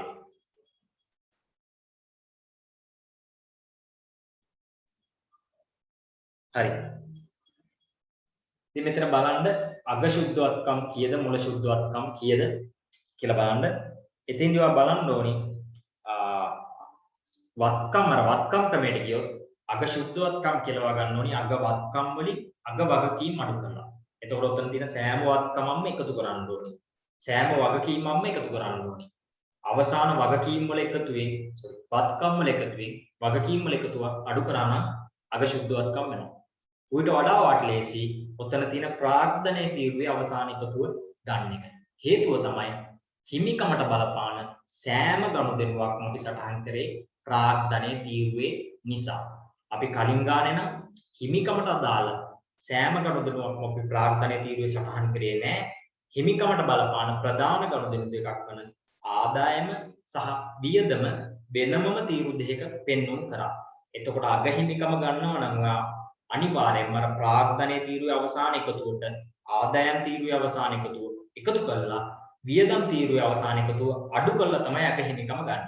දැන් මෙතනදී එහෙම ගැටලුවක් වෙන්නේ නැහැ. හේතුව තමයි ප්‍රාග්ධනයේ තීරුවේ හිමිකමට බලපාන සෑම කරුණුවක්ම සටහන් කරලා තියෙන නිසා ප්‍රාග්ධනයේ තීරුවේ අවසාන ශේෂය ගන්න අවසාන එකතුව ගන්න ඒක තමයි අගහිමිකම වෙන්නේ. ගණනය කිරීමක් කරන්න වෙනවා. ලක්ෂ 3ක් තියෙනවා ලක්ෂ 3ට 20000ක විතුනහම 320000යි 320000යි අන්න මෙතනදී තමයි කල්පනායෙන් බලන්න අර 72000 ගලපන්න කියොත් වැරදෙනවා මොකද 72000 කියන්නේ ඇත්තටම මාස 6ක කුලිය මාස 6ක කුලියක් කියලාමයි. ඒකට අපේ ව්‍යාපාරයේ වියදමක් විදිහට ගන්න ඕනේ 72000 නෙවෙයි 72000ම අඩු කළොත් වැරදි. ඔතින්දී අපි ගලපන්න ඕනේ රුපියල් 12000ක් තමයි ව්‍යාපාරයේ වියදම විදිහට අපි දාන්න ඕනේ. ඔතන එයාලා ඇත්තටම ගිණුම් කරන සමීකරණයට දාලා තියෙනවා වැරදි. වැරදි. ඕක හරියටම ගිණුම් කරන සමීකරණයට දානවා නම් දාන්න ඕනි ව්‍යාපාරේ මුදල් අඩු වෙන එක හරියි. මුදල් කියන එක අඩු වෙනවා අනිවාර්යයෙන්ම 72000. ඕක නිවැරදිවම දානවා නම් මුදල් අඩු වීමක් වෙනවා 72000. ඒක ගැටලුවක් නෑ. නමුත් අර ප්‍රාග්ධනය නැත්නම් හිමිකම් කියන එක 72000කින් අඩු කරන්නේ නෑ කියනවා. ඒකට හේතුව තමයි අපි මේක මාසයකටයි පිළියෙල කරන්නේ. එතකොට කාලච්ඡේදයට අදාළ වියදම විතරයි අපි හිමිකමෙන් නැත්නම් ප්‍රාග්ධනෙන් අඩු කරන්නේ. කාලච්ඡේදයට අදාළ වියදම රුපියල් 12000යි. 12000කින් අඩු වීමක් වෙන්නේ. අන්න දැන් ඔයාලට ගැටලුවක් ඇති. දැන් සමීකරණේ බැලන්ස් වෙන්නේ නැහැ. වත්කම් වල එකතුව වැඩි වත්කම් වල එකතුව අඩුයි ප්‍රාග්ධන එකතුව එන්නේ. අර බැලන්ස් වෙන්නේ නැහැ සමීකරණේ. ඒක පේනවනේ. මේක අනිවාර්යෙන් බැලන්ස් වෙන්න ඕනේ. මෙතන වෙනස තියෙනවා 60000. ඔය 60000 ළමයි ඉදිරියට ගෙවූ කුලියක්. ඉදිරියට ගෙවූ කුලියක් කියන්නේ අපේ වත්කම අනාගත ආර්ථික ප්‍රතිලාභ අපිට ලබා ගන්න පුළුවන් කවදා හරි. ව්‍යාපාරයේ පාලනයට නතු වෙනවා. වත්කම් වල ලක්ෂණ තියෙනවා. අනාගතයේදී අනිවාර්යයෙන්ම වත්කමක් වෙනවා. ඉතින් අනිවාර්යයෙන්ම මෙතන වත්කම් වල වැඩිවීමක් විදිහට ඒක දාන්න පුළුවන්. දැන් මේක නම් වෙනම තීරුවක් නෑ ඒකට. නමුත් එහෙම තිබුණා නම් අපිට දාන්න ඕනේ අනිවාර්යයෙන්ම ලැබිය යුතු වෙනත් දෑ වැඩිවීමක් වෙනවා 60000. අන්න දැක්කද? වත්කම් වල මෙතන 72000න් 60000 ගියාට පස්සේ ඍණ 12000ක් වෙනවා. සමාන ලකුණෙන් එහා පැත්තේ ඍණ 12000ක් වෙනවා. සමීකරණය බැලන්ස් වෙනවා. ඔන්නම තමයි නිවැරදි ආකාරයෙන් දාන්න ඕනි. නමුත් එයාලා දාලා තියෙන්නේ මුදල් 72000න් අඩු කරලා ප්‍රාග්ධනය 72000න් අඩු කරලා. ප්‍රාග්ධනය 72000න් අඩු කරන්න බෑ. ඒ නිසා ඔයා හිමිකම තීරුවේ අවසාන එකතුව ගණිතදී 72000ක් කියලා ගණන් ගන්න එපා. මෙන්න මේ 12000ක් විදිහට සලකලා ඉවරලා අවසාන එකතුව ගන්න. අවසාන එකතුව ගන්න බලන්න කියලා දැන් මෙතන තියෙනවා 320000යි 320000යි ඊට පස්සේ 3000යි 12000යි 15000යි 15000යි 4000යි 19000ක් තියෙනවා 19000ක් අඩු කරාම අපිටනවා 301ක් කියලා අගහිමිකම අපිට එනවා 301යි 301000යි මුල හිමිකම අපිට ගන්න පුළුවන් ඉතාමත් ලේසි ආරම්භයේදී යොදපු ප්‍රාග්ධනය ලක්ෂ 3යි අන්න 301000න් ලක්ෂ 3ක් අඩු කරාම අපිට එනවා ලාභය කොච්චරද කියලා මේකේ ගැණිලි සහ අමතර ප්‍රාග්ධනය මුකුත් නොමැති නිසා අපිට ගන්න පුළුවන් 301000න් ලක්ෂ 3ක් අඩු කළා ලාභය රුපියල් 1000ක් විදියට ගන්න පුළුවන්. දැන් ඔයාලට පැහැදිලි අනිවාර්යයෙන්ම ලාභය හොයන්න පුළුවන් මේ ක්‍රම දෙකෙන්ම හොයන ලාභය අනිවාර්යයෙන්ම සමාන වෙන්න ඕන. ආහාරයට මේ විෂය කොටස් තේරුම් අරගෙන ගණන් හදනවා නම් මෙතෙන්දී ශුද්ධ ලාභය රුපියල් 1000යි මෙතෙන් ශුද්ධ ලාභය රුපියල් 1000යි දෙකේම එකම උත්තර තමයි එන්නේ.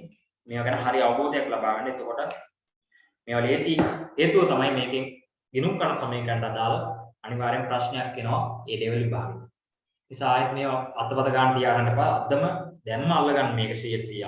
ඒකම කියන්නේ. හරි අපිට උට් එකේ තියෙන හැම ගානක්ම හදනවා. අතාරින්නේ නැහැ. ඒ නිසා 8 වෙනි ගාන පටන් ගන්න බලන්න. 8 වෙනි ගානක් බලන්න. මොකද හැම ගානෙන් ගානට වඩා ඉගෙන ගන්න දෙයක් තියෙනවා. ඒ ඉගෙන ගන්න දේ ඉගෙන ගත්තේ නැතොත් ඔයාට මේක ගානක් එක ගානක් කරලා මේ ගාන කරා මේක හරි මේක ලේසි කියලා නිකන් හිතුවොත් ඔයාට ඇත්තටම ප්‍රතිඵලයක් නැහැ. ගාන ගණන් හදන්න තමයි අලුත් දේවල් ඉගෙන ගන්න. ඒකයි වඩා වැදගත් වෙන්නේ. අපි යමු ප්‍රශ්න අංක 8ට. ප්‍රශ්න අංක 8ට යමු. ඒකත් අර වගේ තමයි. ගණන් ටික විස්තර කරන්න තියෙන්නේ. මේ සම්බන්ධයෙන් ගැටලුවක් තියෙනවා අතර මැසේජ් එකක් දාන්න මම ආයෙත් පැහැදිලි කිරීමක් කරන්න. මොන ගනුදෙනුවක් තේරුම් නැතුව හරි මොනවද දෙයක් තියෙනවා නම් අනිවාර්යයෙන්ම මැසේජ් එකක් දාන්න.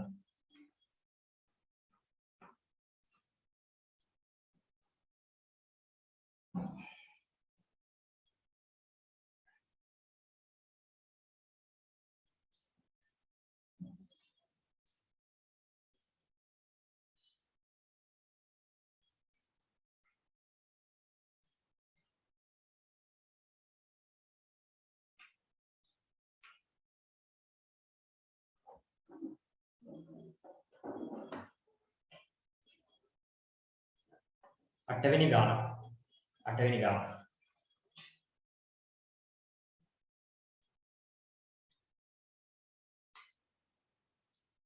ඒ 10 අපි අටවෙනි ගානත් කරමු. අපිට ඊට පස්සේ 9 10 11 12 9 10 11 12 තව ප්‍රශ්න හතරක් තියෙනවා. ඒ හතර සාකච්ඡා කරලා ඉවර වෙනකම් අපිට අවසාන විෂය කොටසට යන්න පුළුවන්. මූල්‍ය තත්ත්ව ප්‍රකාශය පිළියෙල කිරීම. ඒක සාකච්ඡා කරලා MCQ ටිකක් කරලා මේ සම්බන්ධ පේපර් එකක් කරාට පස්සේ මේ පාඩමකට අනිවාර්යයෙන්ම 100%ක්ම පුළුවන් වෙන්න ඕනේ. ඒ නිසා අනිවාර්යයෙන්ම මුලින් ඉඳන් ඉන්න පාඩමේ එතකොට ගිණුම් කරන්නේ අනිවාර්යයෙන්ම පළවෙනි පාඩමයි දෙවෙනි පාඩමයි බලන්නවත් දෙයක් නැහැ. 100%ක්ම පුළුවන් වෙන්න ඕනේ. එකයි වෙන්න ඕනේ. දෙපාරක් ආය කරන්න තියාගන්න එපා. හරි. අපි යමු 8 වෙනි ගානට. 8 වෙනි ගාන මොකද්ද කියන්නේ? කමල් සේවා සපයන ව්‍යාපාරය ආරම්භ කළාලු ජනවාරි මාසෙට අදාළ සිද්ධ වුණු ගණන් දෙකක් දීලා තිනවා. අපි ගණන් ටික විස්තර කරන්න කියලා තියෙනවා. ගණන් ටික විස්තර කරන්න. හරි. 8 කියලා දාලා ගණන් ටික විස්තර කරගෙන යම අංකය දාලා පැහැදිලි. හරි. පළවෙනි ගණන්. මේක කියනවා අවසානයේදී වගුවට බලහින් කියනවා ගණදෙනු 4 5 7 පමණක් සුද්ධ ලාභයට බලපා ඇත. 4 5 7 පමණක් සුද්ධ ලාභයට බලපා ඇත. සුද්ධ ලාභයට බලපානවා කියන්නේ ඒක අනිවාර්යයෙන්ම ආදායමක් හරි වියදමක් හරි වෙන්න ඕනේ. එතකොට මෙතන තියෙන ගණදෙනු 8න් 4යි 5යි 7යි. ඔන්න ඔය ගණදෙනු තුන විතරයි ආදායමක් හරි වියදමක් හරි වෙන්න පුළුවන්. අනිත් ඒවා ආදායම් හරි වියදම් හරි වෙන්න බෑ කියන එකයි එතනින් අදහස් වෙන්නේ. සුද්ධ ලාභයට බලපානවා කියන්නේ ඒකයි අදහස් වෙන්නේ. ඔබ මෙතන මාක් කරගන්න 4 5 7 කියන ගණන් තුන පොඩි ස්ටාර් මාක් තුනක් දාගන්න. මේ තුන සුද්ධ ලාභයට බලපානවා කියලා වට ටග්ගල මතක් වෙන්න ඕනේ ගණන් දෙනු විස්තර කරලා තියෙනවා. 4 5 7 ස්ටාර් මාක් තුනක් දාගන්න වෙනම 4 5 7 මොකද කියන්නේ පළවෙනි එක මුදල් වැඩිවීමක් වෙලා තියෙනවා ප්‍රාග්ධන වැඩිවීමක් වෙලා තියෙනවා ඉතාමත් ලේසි අයිතිකරු සල්ලි යොදනවා විට ව්‍යාපාරය පටන් ගන්න කමල් කියන එක වෙනවා කමල් ආරම්භක ප්‍රාග්ධන ව්‍යාපාරය පටන් ගන්න ආරම්භක ප්‍රාග්ධනයේ දුවා රුපියල් 60000 කමල් මුදලින් රුපියල් 60000ක් ආයෝජනය කරා කමල් මුදලින් රුපියල් 60000ක් ආයෝජනය කරා ව්‍යාපාරයට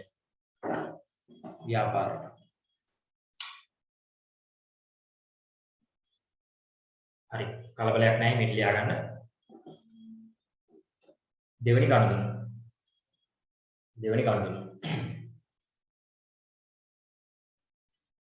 දෙවෙනි කණ්ඩුන බලන්න 2000ක් මුදල් අඩුවීමක් වෙලා තියෙනවා 3500ක් කාර්යාලය ලිපි ද්‍රව්‍ය වැඩි වීමක් වෙලා තියෙනවා එතනින් අමතරව රුපියල් 1500ක් ණය හිමියොත් වැඩි වීමක් වෙලා තියෙනවා කාර්යාල ලිපි ද්‍රව්‍ය වැඩි වෙලා කියන්නේ අනිවාර්යයෙන්ම කාර්යාල ලිපි ද්‍රව්‍ය වැඩි වෙන්න මිලට ගන්න ඕනේ කාර්යාල ලිපි ද්‍රව්‍ය මිලට ගන්න ඕනේ 3500 නමුත් මෙතනදී මුදල් අඩුවීමක් වෙලා තියෙන්නේ 2000යි අන්න එතකොට ටක් ගාලා මීටර එනවා. කාර්යාල ලිපි ද්‍රව්‍ය 3500ක් ගත්තට ඒකට මුදල් ගෙවලා තියෙන්නේ 2000යි. ඒතකොට ඉතිරි මුදල් අපි කවදා හරි ගෙවන්න ඕනේ. ණය හිමියෝ වැඩි වෙලා තිනවා ඉතිරි වටිනාකම වන 1500ක. අපිට ලියන්න පුළුවන් රුපියල් 3500ක රුපියල් 3500ක කාර්යාල උපකරණ කාර්යාල ලිපි ද්‍රව්‍ය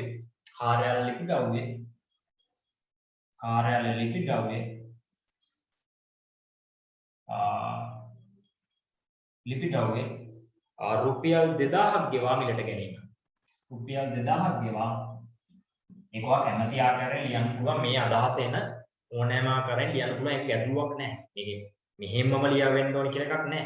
මේ අදහස එන ඕනම විදිහට ලියන්න. රුපියල් 3500 කාර්යාල ලිපි ද්‍රව්‍ය රුපියල් 2000ක් ගෙවා මිලදී ගැනීම. මිලට ගැනීම.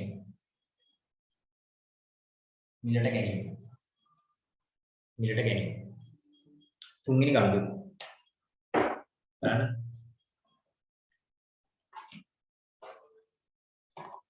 තුන්වෙනි ගණුව 16000කින් මුදල් අඩු වීමක් වෙලා තියෙනවා. ලී බඩු කියන වත්කම වැඩි වීමක් වෙලා තියෙනවා 16000. ලී බඩු කියන වත්කම වැඩි වෙන්න නම් අනිවාර්යයෙන්ම ලී බඩු ව්‍යාපාරයට මිලට ගන්න ඕනේ.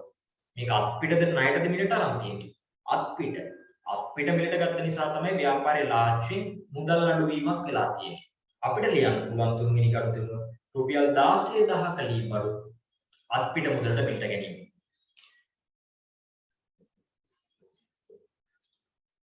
16000ක ලී බඩු අත්පිට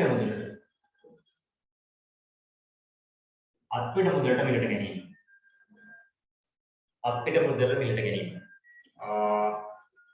තුන්වෙනි කරුණ. අන්න තුන්වෙනි ඉබ්බට ලියන්න තුන්වෙනි කරුණ හරි.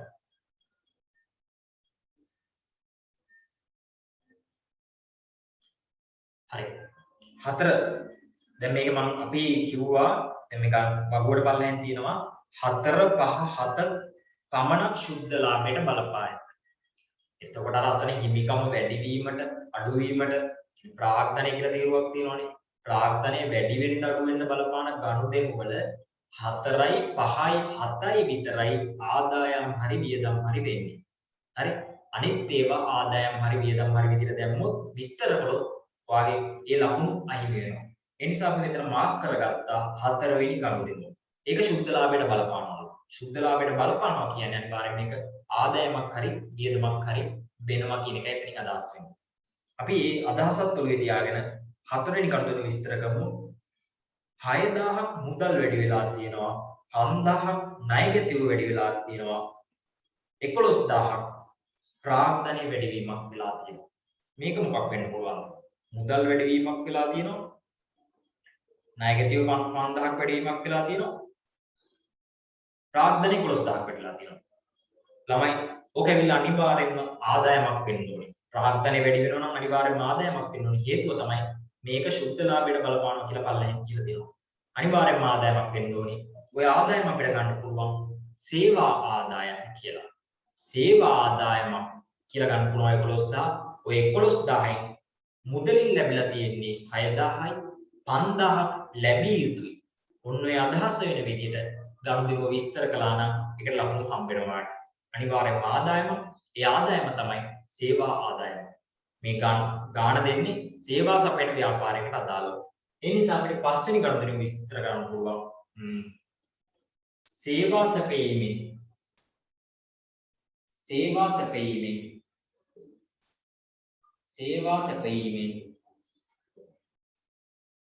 සැපීමෙන් රුපියල් 6000ක් ලැබුණා.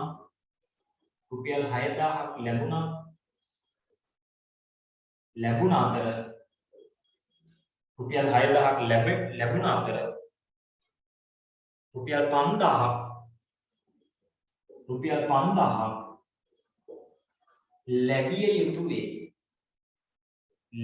යුතුවේ.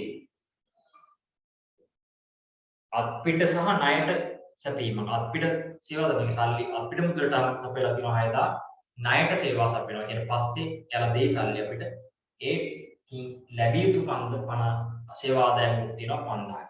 ඔය ආකාරයට විස්තර කරන්න මේ අදහස එන ඕනෙම විදිහට විස්තර කරන්න පුළුවන් ඒ ගනුදෙනුව. හතරවෙනි ගනුදෙනුව. පස්වෙනි ගනුදෙනුව. පහම් කරලා තියෙන්නේ රුපියල් 3500ක් මුදල් අඩුවීමක් වෙලා තියෙනවා. ප්‍රාග්ධනය 3500ක් අඩුවීමක් වෙලා තියෙනවා. 3500ක් මුදල් අඩුවීමක් වෙලා තියෙනවා. ප්‍රාග්ධනය 3500ක් අඩුවීමක්. අපි ඕක මාක් කරගත්තා ශුද්ධ ලාභයට බලපාන ගනුදෙනුවක් විදිහට. ප්‍රාග්ධනය අඩු වෙනවා කියන්නේ උතන ඔක ශුද්ධ ලාභයට බලපානවා නම් ඔක අනිවාර්යයෙන්ම වියදමක් වෙන්න ඕනේ. ඔයා කැමති ඕනෑම වියදමක් ගන්න පුළුවන්. මුදල් අඩුවීමක් විදිහට දාන්න ඕනෑම වියදමක්. රක්ෂණ වියදම් ගෙවුවා රුපියල් 3500යි, විදුලි වියදම් ගෙවුවා රුපියල් 3500යි. ඊට පස්සේ කැමතිද විකුණු කොමිස් ගෙවුවා මොනවා හරි අර සේවා සපයන ව්‍යාපාරයක් හා සම්බන්ධ වෙන වියදමක් ලියන්න. සේවකයට ගෙවුවා කියලා ප්‍රශ්නයක් නැහැ. ඒ වගේ වියදමක් ලියන්න. නැත්තම් විදුලි වියදම් ගෙවුවා කාලච්ඡේදයට අදාළ විදුලි වියදම් ගෙවුවා රුපියල් 3500. ශුද්ධ ලාභයට බලපානවා කියන අනිවාර්යයෙන්ම වියදමක් ඒකේ ආකාරයට විස්තර කරන්න පුළුවන්. විදුලි වියදම්, රක්ෂණ වියදම්, සේවකයට ගෙවුවා ඒ දාන්න පුළුවන්. 3500. හයවෙනි ගනුදෙනුව තියෙනවා 1000කින් මුදල් අඩුවීමක් වෙලා තියෙනවා. අනෙත් අතට මොකද වෙලා තියෙන්නේ? ණය හිමියෝ 1000ක් අඩු වෙලා. මුදල් අඩු වෙලා ණය හිමි අඩු වෙලා. අනිවාර්යයෙන්ම ණය හිමියන්ට මුදල් ගෙවීමක් වෙන්න ඕනේ. ණය හිමි මුදල් ගෙවීම රුපියල් 1000යි. ණය හිමි මුදල් ගෙවීම රුපියල් 10යි. මම ගිය සතියේ කිව්වේ මේ ගණන් ටික තනියම හදන්න ඕන. තනියම හදලා ඉවරලා දන්නේ නැතුණා ප්‍රශ්න නැහැ. දන්න විදියට ඉඩ තියලා පැන්සලෙන් හරි හදන්න. එතකොට මේ මම ඩිස්කස් කරලා ලොකු අවබෝධයක් ගන්න පුළුවන් මේ සම්බන්ධයෙන්. නැත්තම් ඔයාලට නිකම්ම බලලා මම කියන දේ එහෙම නෝට් කර ගැනීමක් සිද්ධ වෙන්නේ. එහෙම කරනවා නම් ඔයාලට අමතර කරුණු පැත්තකින් නෝට් කරගෙන පිළිවෙලට කරගෙන යන්න පුළුවන් වැඩ. ඒ නිසා මේ දේවල් කරන්න අනිවාර්යයෙන්ම නිකන් නෙවෙයි කියන්නේ මේ ආයෙ පස්සේ මාස දෙක තුනක් හතරක් පහක් ගිහිල්ලා ආයෙ මුලින් ඉඳන් පටන් ගන්නවකට වඩා දැන් මේ තමයි මුලින් ඉඳන් කරගෙන යන එක ලේසි. මොකද වැඩි කාලයක් ගන්න නැහැ මාස 8ක් 10ක් යද්දි සම්පූර්ණ සිලබස් එකම ඉවර කරනවා. ඒ නිසා මේ මුලින් ඉඳලම 100%ක්ම අවබෝධ කරගෙන යන්න. එතකොට ලේසි කරගන්න. 6 වෙනි එක හරි. 7 වෙනි එක මොකද්ද? ගැනිලි කියලා කියන්නත් පුළුවන් නේද? 5ට. නෑ කවුද? සංජුලා. 5 වෙනි එක ගැනිලි කියන්න බෑ. හේතුව තමයි 4 5 7.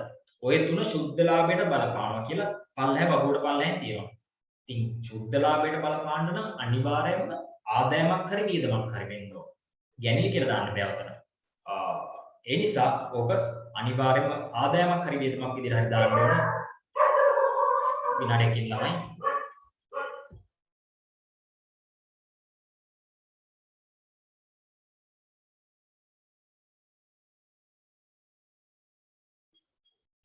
ආදායමක් හරි වියදමක් විදිහට හරි දාන්න ඕනේ. 4 5 7 කියන ගනුදෙනු විස්තර කරලා. දැන් අපි යන්නේ 7 වෙනි ගනුදෙනුව. ඒක ගැනිලි කියලා දාන්න එපා. ආදායමක් හරි වියදමක් හරි විදිහට විස්තර කරන්න. දැන් 7 වෙනි ගනුදෙනුව අපි මාක් කරගත්තා ශුද්ධ ලාභයට බලපාන ගනුදෙනුවක් විදිහට. මෙතන ප්‍රාග්ධනය අඩුවීමක් වෙලා තියෙනවා. ශුද්ධ ලාභයට බලපාන ගනුදෙනුවක් කියන්නේ අනිවාර්යයෙන් මේක මෙතන අඩුවීමක් වෙලා තියෙනවා කියන්නේ ප්‍රාග්ධනය මේක වියදමක් වෙන්න ඕනේ. මොකද්ද වියදම? කාර්යාල ලිපි ද්‍රව්‍ය අඩුවීමක් වෙලා තියෙනවා. කාර්යාල ලිපි ද්‍රව්‍ය සම්බන්ධ වියදමක් වෙන්න ඕනේ. එතකොට අපිට ගන්න පුළුවන් කාර්යාල ලිපි ද්‍රව්‍ය සම්බන්ධ වියදමක් විදිහට නම් කාර්යාල ලිපි ද්‍රව්‍ය තොග හානි කියලා ගන්න පුළුවන්. කාර්යාල ලිපි ද්‍රව්‍ය තොග හානි කියලා ගන්න පුළුවන් අපිට ඒ ප්‍රමාණය කීයද 1500කින්. මොකද ඒක වියදමක් නිසා. ශුද්ධ ලාභයට බලපාන ගනුදෙනුවක් විදිහට අපිට ඒක විස්තර කරන්න පුළුවන් 7 වෙනි එක.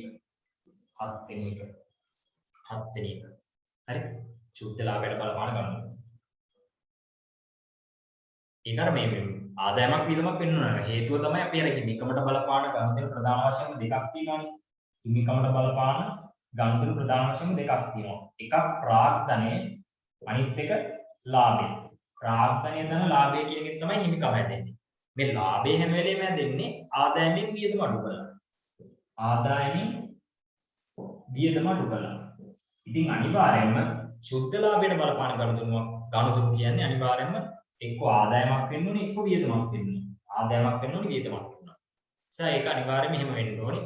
ප්‍රාග්ධනය අමතර ප්‍රාග්ධන දායකත්වය ගැනිලි වගේ ඒවා ශුද්ධ ලාභයට බලපාන්නේ නැහැ. හරි.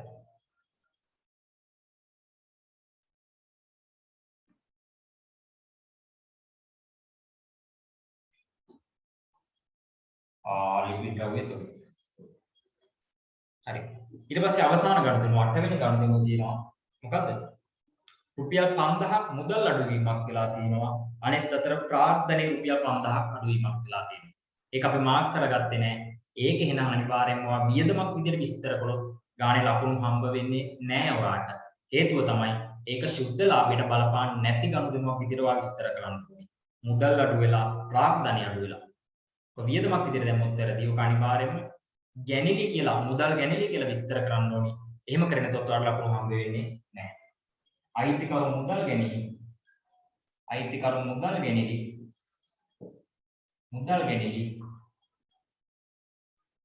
රුපියල් 5000යි අයිතිකරු මුදල් ගැනීම රුපියල් 5000යි කියලා අපිට ගන්න පුළුවන් ඒ ගනුදෙනුව 8 වෙනි ගනුදෙනුව 8 වෙනි ගනුදෙනුව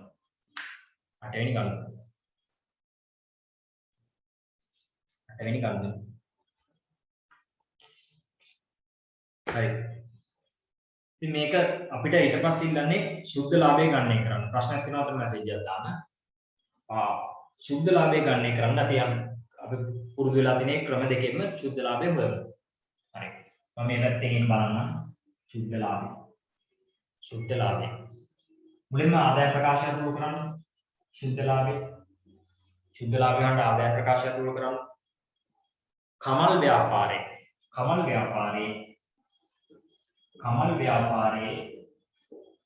කමල් ව්‍යාපාරේ 2020 ජනවාරි මාසය සඳහා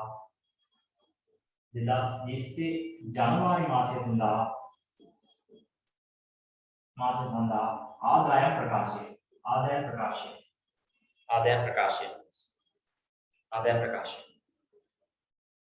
මේක ඇවිල්ලා සේවා සපයන ව්‍යාපාරයක්. ටක් ගාලා ඒක බලන්න බලලා ඉවරලා රූල් කරන්න නැත්නම් විකුණුම් පිරිවැය දල්ලාගේ ඔය දැම්මොත් එහෙම වැරදි.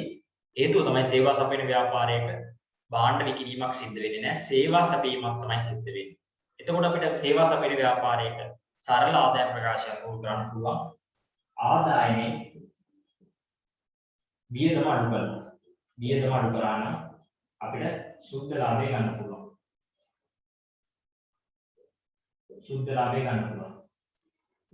ආදායයෙන් වියදම අඩු කරා නම් ශුද්ධ ලාභය ගන්න පුළුවන්. හරි. ශුද්ධ ලාභය ගන්න පුළුවන්.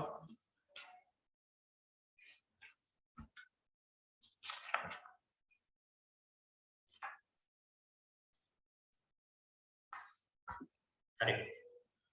දැන් මෙතන මම කිව්වා ආදාය වියදම් කියලා වෙනම තීරු දෙකක් නැහැ. සෑම හිමිකමට බලපාන සෑම ගනුදෙනුවක්ම ප්‍රාග්ධනයේ තීරුව තමයි සටහන් කරලා තියෙන්නේ. ඒකෝට ප්‍රාග්ධනයේ තීරුවේ තමයි ආදායම් වියදමුත් තියෙන්නේ. නමුත් මේක අපිට බල ඉන්න දෙයක් නැහැ. හේතුව තමයි මෙතන පැහැදිලිවම වගුවට පල්ලෙන් කියනවා 7 පමණක් ශුද්ධ ලාභයට බලපා ඇත. අන්න එතකොට 4 වෙනි ගනුදෙනුවයි 5 වෙනි ගනුදෙනුවයි 7 වෙනි ගනුදෙනුව විතරයි ශුද්ධ ලාභයට බලපාන්නේ. කියන්නේ මේ ආදායම් ප්‍රකාශයට එන්නේ ගනුදෙනු තුන විතරයි. 4 වෙනි ගනුදෙනුව සේවා සැපීමෙන් 6000ක් ලැබුණ අතර 5000ක් ලැබිය යුතුයි. දෙක එකතුව 11000ක් විදිහට ගන්න පුළුවන් සේවා ආදායම් විදිහට. අපි ආදායම් විදිහට ආදායමකට දෙන්නේ සේවා ආදායම් 11000යි. සේවා ආදායම් 11000යි. 7 විතරක් අදාළ කරගන්න ආදායම් ප්‍රකාශ පිළිගදී ඒවා විතරයි ශුද්ධ ලාභයට බලපාන්නේ. 6000යි 5000යි 11000. පස්වෙනි එක තියෙනවා විදුලි වියදම් ගෙවුවා 3500. විදුලි වියදම් ගෙවුවා 3500යි. විදුලිය කියලා අපි ලියමු 3500යි. වියදමක් ගෙවුවා. 4 5 7. 7 වෙනි එක තියෙනවා කාර්යාලය ලිමිටුවගේ තොග හානි 2500යි. ඒක අපේ වියදමක්. තොග හානි. තොග හානිය කියලා දාන්න පුළුවන් 1500යි. 1500යි. 1500. ඔච්චරයි තියෙන්නේ. ඔන්න ආදායමෙන් වියදම අඩු කරා නම් අපිට ලාභය එනවා. ඉතාම ලේසියි. ආදායම තියෙනවා 11000ක්. වියදම තියෙනවා 4000යි. 5000ක් තියෙනවා. ආදායමෙන් වියදම අඩු කරා නම් 6000ක් විදිහට එනවා අපිට. ව්‍යාපාරයේ ලාභය සුද්ධ ලාභය. සුද්ධ ලාභය. ඔය විල්ලා සුද්ධ ලාභය හොයන එක ක්‍රමයක් විතරයි ආදායම් ප්‍රකාශය මගින්. ආදායම් ප්‍රකාශය මගින්. ඉක්මනට ලියාගන්න බලන්න. ආදායම් ප්‍රකාශය මගින්. ආදායම් ප්‍රකාශය මගින්. හරි. දැන් අර අනිත් ක්‍රමයටත් අපි හදමු. මොකද හැම ගානක් මේම ඇදුවොත් ඔයාලට රක් කරලා හොඳ දැනුමක් ඔළුවට යනවා. හරි. දෙවෙනි ක්‍රමය තමයි ලාභය හොයන්න පුළුවන් අනිත් ක්‍රමය තමයි ලාභ සමීකරණය මගින්. ලාභය සමානයි අග සුද්ධවත්කම් වෙන මුල සුද්ධවත්කම් ධන ගැනිලි වෙන අමතර ප්‍රාර්ථන. අග සුද්ධවත්කම් ඍණ මුල සුද්ධවත්කම් ධන ගැනිලි ඍණ අමතර ප්‍රාර්ථන. මේකදී ඔයාලා ලේසි ක්‍රමයක් භාවිතා කරන්න. සුද්ධවත්කම් කියුවේ අග තියෙන වත්කම් වලින් අග වගකීම් අඩු කරලා දාන එක. එතන ඒකද ලේසි නැත්තම් හිමිකම තීරුවේ නැත්තම් ප්‍රාර්ථනයේ තීරුවේ අවසාන එකතු ගන්න එකද ලේසි කියලා පොඩ්ඩක් බලන්න. දැන් මේ කණුදිනු මේ ඉනුම් කඩ සමීකරණය ගත්තොත් වත්කම් වලින් වගකීම් අඩු කරලා අග වත්කම් වලින් අග වගකීම් අඩු කරලා අග සුද්ධවත්කම හොයාගන්න පුළුවන්. එතකොට ඔයාලට වත්කම් මේ හැම එකකටම අදාළ අවසාන එකතු ගන්න ඕනි. වගකීම් වලත් අවසාන එකතු ගන්න ඕනි. ඒකෙන් එක අඩු කරලා ටිකක් වෙලා යන වැඩක්. මෙතන අපිට ලේසියෙන්ම ගන්න පුළුවන් හිමිකමට බලපාන සෑම ගනුදෙනුවක්ම අපි සටහන් කරේ ප්‍රාර්ථනයේ තීරුවේ නිසා ප්‍රාර්ථනයේ තීරුවේ අවසාන එකතුව අග හිමිකම විදිහට අපිට ගන්න පුළුවන්. මුල හිමිකම විදිහට මුල තියෙන අගේ ආරම්භ ප්‍රාර්ථනයේදී ගන්න පුළුවන්. එහෙම ගත්තොත් අපිට ගන්න පුළුවන් ව්‍යාපාරේ ලාභේ තාමත් ලේසියෙන් ලාභ සමීකරණය මගින්. ලාභ සමීකරණය මගින්. දැන් මෙතන බැලුවොත් එහෙම මූලික ප්‍රාර්ථනය 60000ක් තියෙනවා. 60000ට 11000ක් එකතු කරා පස්සේ 71,000යි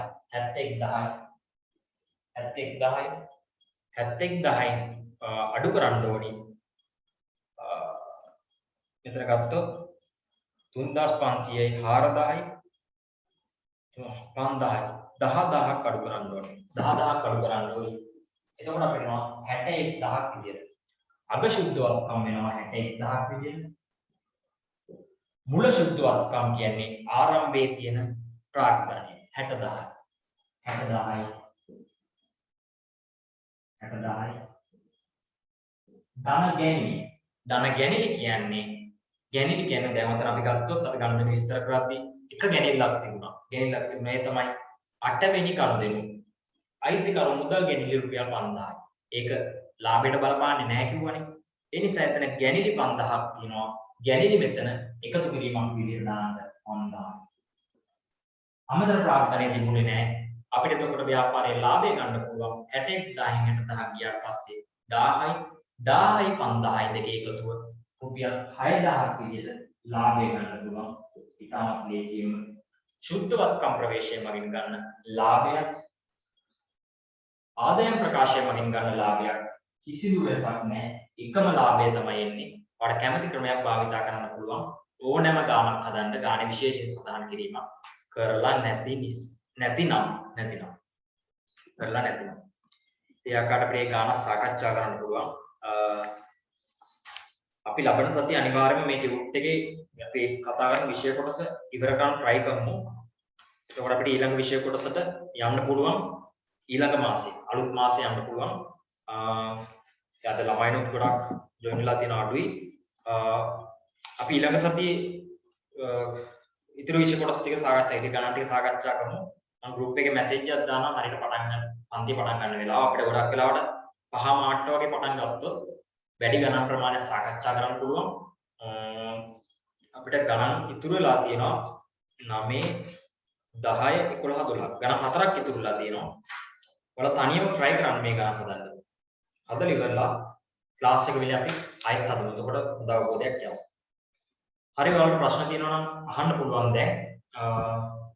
ස්පීකර් එක ඔන් කරලා